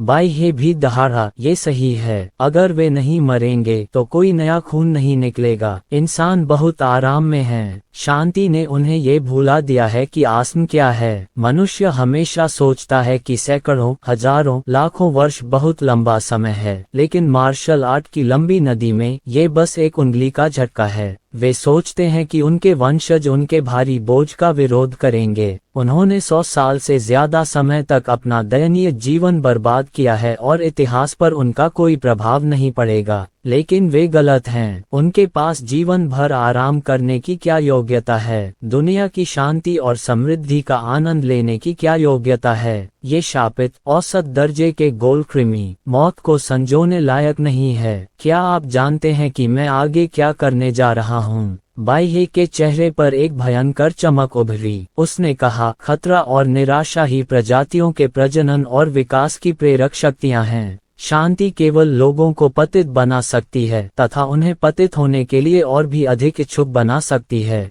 केवल एक निराशाजनक स्थिति ही लोगों को विकसित होने और नए मनुष्यों को प्रकट होने की अनुमति दे सकती है। नए मनुष्यों को इस दुनिया की ओर इशारा करने दो। युद्ध कलाकारों की प्रतिभा कहाँ से आई? ये आदिम लोग थे जो जंगली जानवरों से लड़ने के लिए पत्थरों और लकड़ी की लाठियों का इस्तेमाल करते थे। उन्होंने सबसे सरल युद्ध तकनीकें सीखी और सबसे आदिम हथियार बनाना सीखा। क्योंकि वे एक अनिश्चित स्थिति में हैं, उन्होंने बहुत कम प्रगति की है। उनके पास सभ्यता है, उनके पास ज्ञान है, उनके निरंतर संघर्ष में उनका अपना दानतीयन और आध्यात्मिक सागर है। उन्होंने आध्यात्मिक ऊर्जा को अपने हथियार के रूप में अवशोषित करना सीख लिया है। दानव सम्राट, मैं आपसे ये पूछना चाहता हूँ, यदि मनुष्य के जन्म से ही उसके साथ शाश्वत शांति होती तो मुझे बताए, क्या ये हम हैं या आदिम बर्बर लोगों का एक समूह जो केवल लाठी चलाना जानता है? अध्याय 1769। एक अज्ञात व्यक्ति का क्रोध। मैं आपका खंडन तो नहीं कर सकता, लेकिन कम से कम मुझे पता है कि आप गलत हैं। दानव सम्राट इस सवाल से अचंभित रह गया। गलत? हा हा हा हा। बाइहे जोर से हंसा। जिंदगी के आगे कोई सही या गलत नहीं होता। जो शक्तिशाली हैं वे सर्वोच्च हैं, जो योग्यतम हैं वे जीवित रहते हैं। यह एक शाश्वत नियम है। तुम पागल हो, दानव सम्राट ने गहरी आवाज में कहा। बाई वह जोर से हंसा। मैं पागल हूँ तो तुम मूर्ख हो। दानव सम्राट, तुम मुझे नहीं रोक सकते। तुम सब कूड़ा हो। कूड़े में जीने की योग्यता नहीं होती। मैं दुनिया के हर कूड़े कचरे को मारना चाहता हूँ, हर मैल को। कचरा, तुम में भी जीने के गुण हैं। अचानक एक आवाज सुनाई दी। वह अर्जुन थी। अर्जुन ने अपना सिर नीचे किया और आह भरते हुए कहा, श्वेत नदी, आज मैं अंततः जान गया कि तुम क्या सोच रही हो।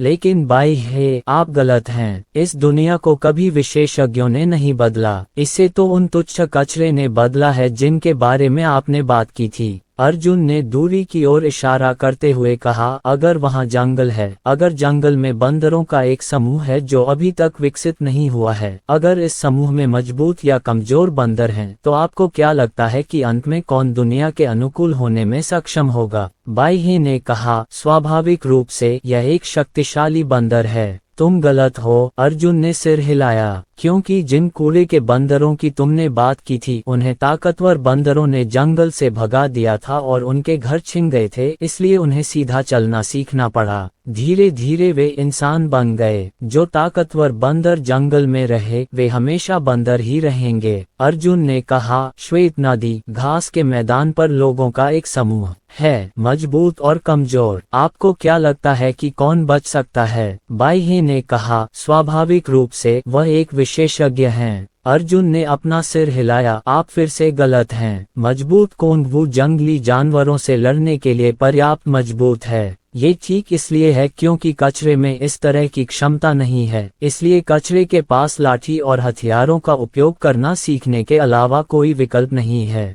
जो लोग जंगली जानवरों से नंगे हाथों से लड़ सकते हैं और उन्हें भोजन और कपड़ों की कोई चिंता नहीं है, वे हमेशा बर्बर ही रहेंगे। बाइहे, मैं आपसे फिर पूछता हूँ, लोगों के एक समूह ने औजारों का इस्तेमाल करना सीख लिया है और वे एक साथ रहने के लिए इकट्ठा होने लगे हैं। आपको क्या लगता है कि मजबूत लोग बचेंगे या कमजोर? तुम्हें जवाब देने की कोई जरूरत नहीं है। मैं तुम्हें बता दूं कि कमजोर लोग भी कचरा ही हैं। अर्जुन ने अपनी आंखें सिकोड़ते हुए कहा, क्योंकि ताकतवर लोग ताकतवर होते हैं। वे पत्थर हटा सकते हैं, घर बना सकते हैं, अधिक संसाधन प्राप्त कर सकते हैं, सबसे स्वादिष्ट मांस खा सकते हैं और सबसे सुंदर लड़की पा सकते हैं। जहाँ तक उन बेकार और कमजोर लोगों की बात है जिन्हें दूसरे लोग तिरस्कृत करते थे, वे उन्हें अपने कंधों पर नहीं उठा सकते थे और न ही उनके हाथ उन्हें उठा सकते थे। उनके पास दूसरा रास्ता अपनाने के अलावा कोई विकल्प नहीं था। उन्हें अपने रहने की जगह के लिए लड़ने के लिए अपने दिमाग का इस्तेमाल करना पड़ा। उन्होंने सोचना सीख लिया है, उन्होंने संस्कृति को जानना सीख लिया है, उन्होंने मानव जाति के सबसे महान और महानतम खजाने ज्ञान में महारत हासिल कर ली है। अर्जुन ने अपनी बाहें फैलाई और कहा, मैं एक अपंग हूँ, मैं एक कचरा आदित्य हूँ जिसने द्वितीय श्रेणी माइन प्लेन में कुछ संप्रदायों की लड़ाइयाँ लड़ी हैं और खुद से खुश है। मैं एक घटिया अर्जुन हूँ जिसने 2 बाल्टी चावल और एक बैग जड़ी बूटियों के लिए छोटे ब्लूस्टोन शहर में वान कबीले के खिलाफ लड़ाई लड़ी थी, और जब वह उनसे लड़ रहा था तो उसकी आंखें लाल थीं। मैं एक ऐसा इंसान हूँ जो पूरी तरह से असफल हो चुका हूँ। मैं अपनी प्रिय स्त्री को भी नहीं बचा सकता। कोई तोड़ ढूंढने के लिए मैं उसे पूरे पश्चिमी क्षेत्रों में घुमाता रहा। पश्चिमी क्षेत्रों के युद्ध साधकों और गहन आकाशीय संप्रदाय के युद्ध साधकों ने मुझे आवारा कुत्ते की तरह भगा दिया। मुझे स्वर्ग तक खदेड़ा गया जहाँ से निकलने का कोई रास्ता नहीं था।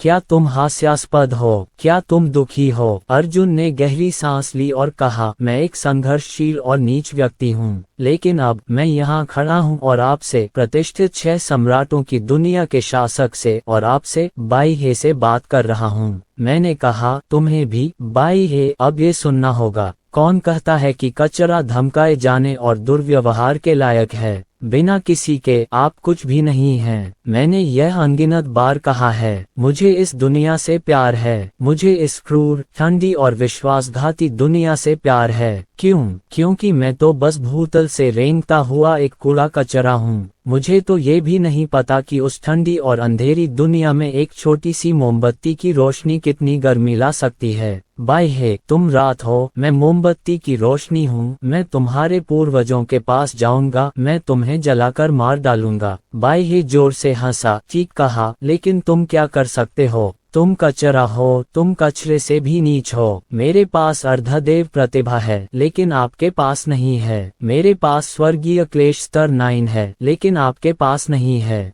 मैं आपकी बात सुनता हूँ और आपका हर शब्द एक मजाक है। तभी दानव सम्राट और 9 फूलों वाली स्त्री की नजरें एक दूसरे पर पड़ीं। दानव सम्राट ने कहा, क्या तुम्हें याद है कि मैंने तुमसे पहले क्या बात की थी? 9 फूलों वाली महिला ने सिर हिलाया, मुझे अंततः ये निर्णय लेना ही होगा। दानव सम्राट ने कहा, आखिरकार मुझे इसका सामना करना ही होगा। पहले मेरी हिम्मत नहीं हुई, लेकिन अब मैं अर्जुन पर कुछ ऐसा देख रहा हूँ जो मेरे पास नहीं है। इसे अर्जुन पर छोड़ दो, मुझे राहत मिली है। महिला ने सिर हिलाया और अर्जुन का कंधा पकड़ लिया। अर्जुन ने उस महिला को देखने के लिए अभी मुड़कर देखा ही था कि उसे लगा कि उसकी आत्मा पर कब्जा कर लिया गया है। हर कोई हैरान था। दानव सम्राट हंसा और आखिरी बार संतुष्टि भरी हंसी हंसी। उसने कहा, अर्जुन, मुझे ले चलो, तुम मुझसे ज्यादा ताकतवर हो। सिर्फ तुम ही व्हाइट रिवर को हरा सकते हो। जिन लोगों को सफलतापूर्वक छीन लिया गया है उन्हें पुनर्जीवित नहीं किया जा सकता। मुझे आशा है कि आप अपने दाव हृदय को याद रखेंगे। हम, राक्षस जाति, इसे आपको सौंप देंगे। तुम क्या कर रहे हो? रुको, रुको, अर्जुन चिल्लाया। महिला ने आह भरते हुए कहा, ये राक्षस सम्राट का निर्णय था।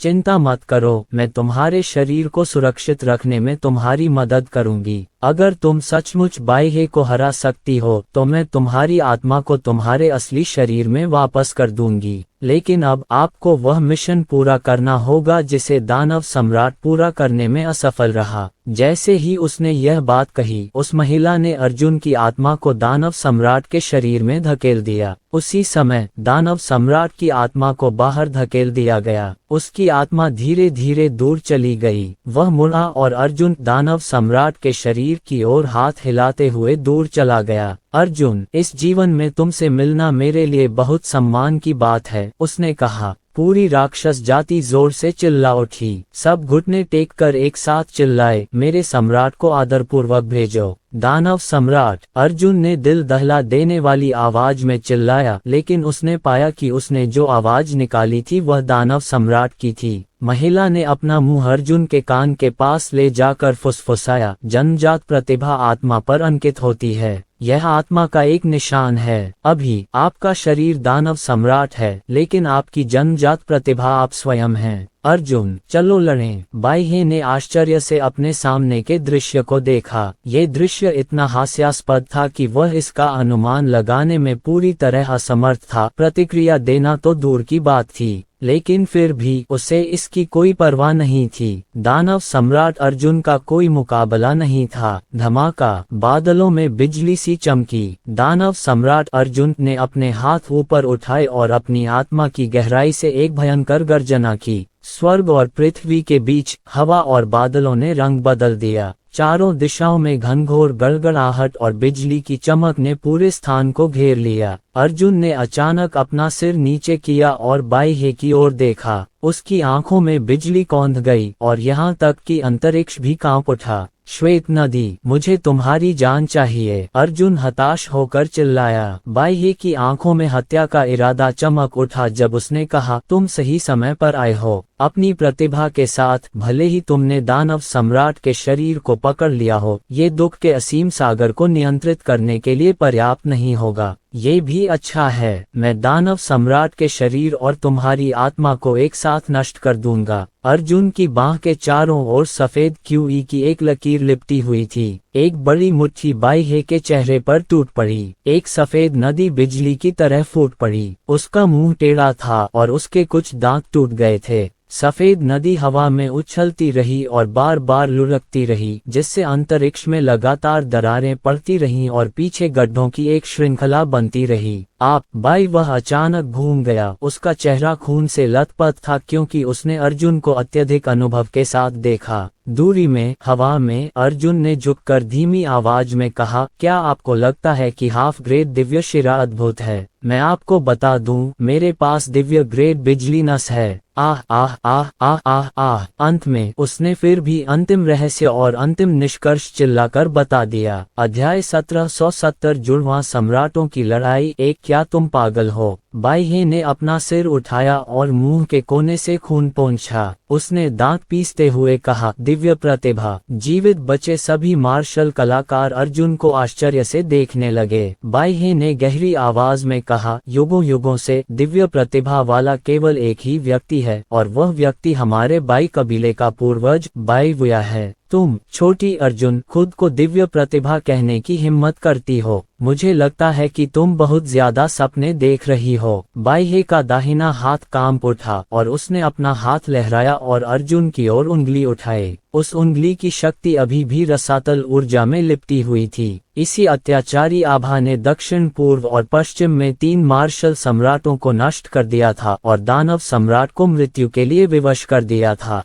अर्जुन ने भी अपना हाथ उठाया और इशारा किया। हालांकि उसने अपनी उंगलियों की शक्ति नहीं छोड़ी। इसके बजाय बाइहे की उंगलियों की शक्ति ने उसकी ठोड़ी पर बेरहमी से वार किया। वहां जोरदार विस्फोट हुआ। सबके दिल धड़क उठे। बस हो गया। शियांग नान की ठुड्डी पर श्वेत नदी की अथाह ऊर्जा का सीधा प्रहार हुआ। क्या उसकी ठुड्डी, गर्दन और रीढ़ की हड्डी में छेद नहीं हुआ था? हालांकि विस्फोट से प्रकाश के विलुप्त होने के बाद सभी को पता चला कि अर्जुन ने केवल उंगली के बल से अपना सिर थोड़ा ऊपर उठाया था। अर्जुन की ठोड़ी पर केवल एक छोटा सा चोट का निशान था। ये संभव नहीं है। बाइहे की आंखें चौड़ी हो गईं। अर्जुन ने अपना सिर थोड़ा सीधा किया। उसने अपने दाहिने हाथ की ओर देखा और भौहें सिकोड़ लीं। मुझे इसकी आदत नहीं है। दानव सम्राट दानव जाति का था। चाहे उसकी शिरोबिंदुओं की संरचना हो या उसके आध्यात्मिक सागर की संरचना, वे मनुष्यों से बिल्कुल भिन्न थे। इससे भी अधिक परेशानी वाली बात यह थी कि दानव सम्राट ने सूक्ष्म ऊर्जा का नहीं बल्कि राक्षसी ऊर्जा का प्रयोग किया था। यह मूलतः भिन्न है। अर्जुन अपने हाथ के एक झटके से राक्षसी ऊर्जा को मुक्त कर सकता था, लेकिन यदि वह पहले से सीखे गए मार्शल कौशल को बनाने के लिए राक्षसी ऊर्जा का उपयोग करना चाहता था, तो उसे इसे बनाने के लिए अपने मेरिडियन में राक्षसी ऊर्जा को प्रसारित करने और संघनित करने की विशिष्ट विधि का उपयोग करना पड़ता था। वर्तमान में वह केवल राक्षसी ऊर्जा ही मुक्त कर सकता था, लेकिन उसने अभी तक कोई मार्शल कौशल जारी नहीं किया था। तुम सच में? बाइहे ने चौंकते हुए अर्जुन की ओर इशारा किया। कुहाईवुया का निचला आधा हिस्सा ऊपरी आधे हिस्से से अलग था। निचला आधा हिस्सा कोई रक्षात्मक तकनीक नहीं थी। इसका रक्षात्मक प्रभाव व्हाइट रिवर के सॉवरेन टाइरेंट बॉडी से कहीं कमजोर था। इस आधार पर अर्जुन अभी भी बाई की उंगली की ताकत का विरोध करने में सक्षम थी। इससे केवल एक ही समस्या की व्याख्या हो सकती है, अर्जुन की प्रतिभा व्हाइट रिवर की तुलना में बहुत अधिक थी। सभी ने ठंडी हवा में सांस ली, जिसमें व्हाइट रिवर भी शामिल था। दिव्य श्रेणी की महान प्रतिभा क्या सचमुच कोई दूसरी थी? अफसोस, बाई को झटका भी लगा और गुस्सा भी, और वह पछतावे से भर गया। उसने कहा, आखिरकार मैं गलत था। अगर यह वुदाओ और म्यू चेन होते तो आज का दृश्य अलग होता। अर्जुन ने बाई की ओर ठंडी नजर से देखा। वह अभी भी अपनी मेरिडियन और राक्षसी ऊर्जा से अभ्यस्त हो रहा था। इससे पहले बाई ने चारों सम्राटों के खिलाफ लड़ने के लिए किसी भी युद्ध कौशल का इस्तेमाल नहीं किया था। वह केवल अपनी मुट्ठी और पैर की तकनीकों का इस्तेमाल करता था और चारों सम्राटों में जवाबी हमला करने की ताकत नहीं थी। हालांकि एक बार जब बाई ने अपने मार्शल कौशल के चारों ओर रसातल ऊर्जा लपेट ली तो यह एक और परिणाम होगा। बाई ने एक लंबी आह भरी और कहा, यह अजीब है कि मैं बहुत आश्वस्त था, इसलिए मैंने जुबान किंगजू को आपके साथ द्वंद्व युद्ध करने दिया। अन्यथा अगर किंगजू अभी भी जीवित होता तो मैं आपकी दिव्य प्रतिभा को जब्त कर सकता था। छोड़ दो, अगर मुझे नहीं मिला तो इसके बारे में सोचना भी मत। इस बिंदु पर बाई की आंखों से हत्या का इरादा फूट पड़ा। अच्छा नहीं, हुआंगपो सागर राजा चिल्लाया, भतीजा जियांग अभी भी राक्षस जाति के शरीर का आदि नहीं है। बाई ने इसे पहले ही देख लिया था और यहाँ तक कि हुआंगपो सागर राजा और अन्य लोग भी इसे देख सकते थे। बाई उसने अपनी उंगली उठाई। यह उंगली शक्ति आकाश को भेदती हुई निकल गई। उंगली शक्ति की शक्ति असीम थी। यह उंगली, जो एक इशारे की तरह सहजता से छोड़ी गई थी, कुछ ऐसा था जिसे चारों सम्राट किसी भी तरह पकड़ नहीं पाए। यह उनके शरीर के उस हिस्से का परिणाम था जिसने इसे छुआ था और जो तुरंत भेदने वाला था। हालांकि अर्जुन ने केवल अपना दाहिना हाथ थोड़ा सा उठाया और उंगली की शक्ति की आने वाली किरण पर थप्पड़ मारा, जिससे एक आश्चर्यजनक दृश्य उत्पन्न हो गया। अर्जुन द्वारा उंगली की शक्ति की उस किरण को उड़ा दिया गया था। एक उंगली पर इतनी जोर से प्रहार किया गया कि वह दिशा बदल गई और तिरछी दिशा में ब्रह्मांड में जा गिरी। बाई ठंडी हंसी। उसने फिर हाथ उठाया और चिल्लाया, मेरी बाइक्लान दाओ grade intermediate finger power condensing elemental finger आजमाओ। बाई के कंधे से प्रकाश की 3 किरणें प्रकट हुईं। ये तीनों किरणें उसके दाहिने हाथ की ओर बढ़ी और उसकी उंगलियों पर घनीभूत होकर 3 प्रकाश किरणों का एक उंगली बल बना। रसातल ऊर्जा उसके चारों ओर लिपट गई और अर्जुन की ओर बढ़ गई। ये संघनित उंगली बल के सामने बहुत तेज नहीं थी, लेकिन उंगली बल का आवेग स्वयं आश्चर्यजनक रूप से बड़ा था। अर्जुन ने आने वाली उंगली की ताकत पर अपने बैकहैंड से थप्पड़ मारा और पाया कि यह थप्पड़ वास्तव में उंगली की ताकत को उड़ाने में असमर्थ था। इसके बजाय उंगली की किरण अर्जुन की हथेली में घुस गई और उसमें छेद हो गया। इस समय उंगली का बल अर्जुन की हथेली में आधा सेंटीमीटर की गहराई तक घुस चुका था। बाई का दाहिना हाथ कांपा और प्रकाश की 3 और किरणें उसकी बांह पर पहुंची। वह चिल्लाया, मूल खोलने वाली उंगली। वाह! उंगली शक्ति की एक किरण फूट पड़ी। उंगली शक्ति की नोक तलवार की तरह तेज थी, लेकिन उसकी गति संघनित तात्विक उंगली की गति से थोड़ी कम थी। अर्जुन ने अपने बाएं हाथ से उसके दाहिने हाथ के पिछले हिस्से को थपथपाया तथा अपने दाहिने हाथ को उस उंगली के बल से मुक्त करने का प्रयास किया। लेकिन अब जब कायुआन उंगली आ गई थी तो अर्जुन केवल अपना बायां हाथ मोड़ सकता था और कायुआन उंगली की ओर थप्पड़ मार सकता था। वाह! अर्जुन ने अपनी तीखी कायुआन उंगली को उड़ा दिया, लेकिन उंगली की नोक ने अर्जुन के हाथ के पीछे एक खूनी छेद खोल दिया। बाई ने अपना दाहिना हाथ फिर उठाया और प्रकाश की 3 और किरणें उसकी उंगलियों में समा गईं। वह चिल्लाया, आदिम उंगली को विभाजित करो। यह उंगली बल एक अतुलनीय तेज तलवार की तरह अंतरिक्ष को चीरता हुआ, बांस के शीर्ष को भेदता हुआ, स्तंभ को 2 हिस्सों में विभाजित कर देता है। ये 2 भागों में विभाजित नहीं था, बल्कि आर पार छेद कर दिया गया था। ची! अचानक एक भयंकर आवाज आई। ये वही उंगली की ताकत थी जिसने अंतरिक्ष को चीर डाला था। अर्जुन अभी भी राक्षसी ऊर्जा को प्रसारित करने की कोशिश कर रहा था। राक्षसी ऊर्जा और सूक्ष्म ऊर्जा के बीच संतुलन खोजने की कोशिश कर रहा था। हालांकि इस उंगली को वह अपने नंगे हाथों से रोकने में असमर्थ था। अर्जुन की आंखें चमक उठीं। उसने अपना दाहिना हाथ उठाया और दूर से चाकुओं की भिनभिनाहट की आवाज सुनी।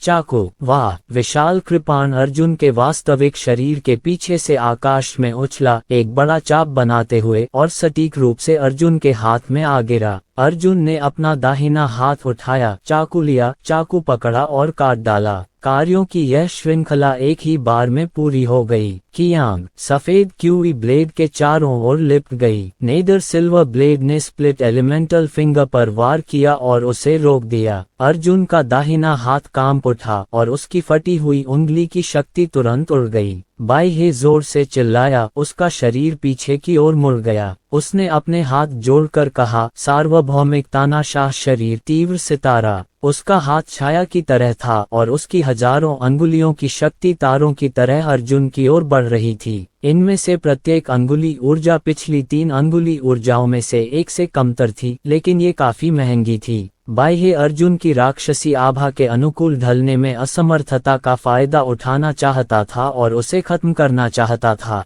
अर्जुन की आत्मा ने दानव सम्राट के शरीर में दिव्य ग्रेड बिजली न सुला दी, लेकिन वह इसे रोकने के लिए मार्शल कौशल को तुरंत जारी करने के लिए दानव क्यूई का उपयोग करने में असमर्थ था। अर्जुन की कृपाण कांपी और प्रकाश की गति से भारी मात्रा में राक्षसी ऊर्जा निकली। हालांकि ये सिर्फ राक्षसी ऊर्जा थी, कोई युद्ध कौशल नहीं। श्वेत नदी की अनगिनत उंगलियों ने आसानी से राक्षसी ऊर्जा को भेद दिया और अर्जुन के शरीर पर बमबारी की। अर्जुन ने विशाल कृपाण को अपने सामने रखा और अपनी उंगलियों की बमबारी को रोकने की पूरी कोशिश की। उसने एक छाया को आकाश में दौड़ते हुए देखा और फिर एक स्पष्ट चीख निकली, स्वर्गीय राजा का क्रोध। संपूर्ण आकाश तुरंत काला हो गया और काला आकाश अचानक एक काली मुट्ठी में बदल गया जो स्वर्ग और पृथ्वी को भेदती हुई फैल गई। बाह्य ने अपना दाहिना हाथ हिलाया और एक तेज चीख सुनी। स्वर्गीय काली मुट्ठी नीचे गिरी और बेरहमी से अर्जुन के शरीर पर गिर पड़ी। धमाका! अर्जुन का पूरा शरीर आसमान से नीचे गिरा और विशाल सागर में गिर गया। वह सागर को चीरता हुआ नदी के तल को चीरता हुआ नीचे की गहराई में लगातार पीछे की ओर जा रहा था।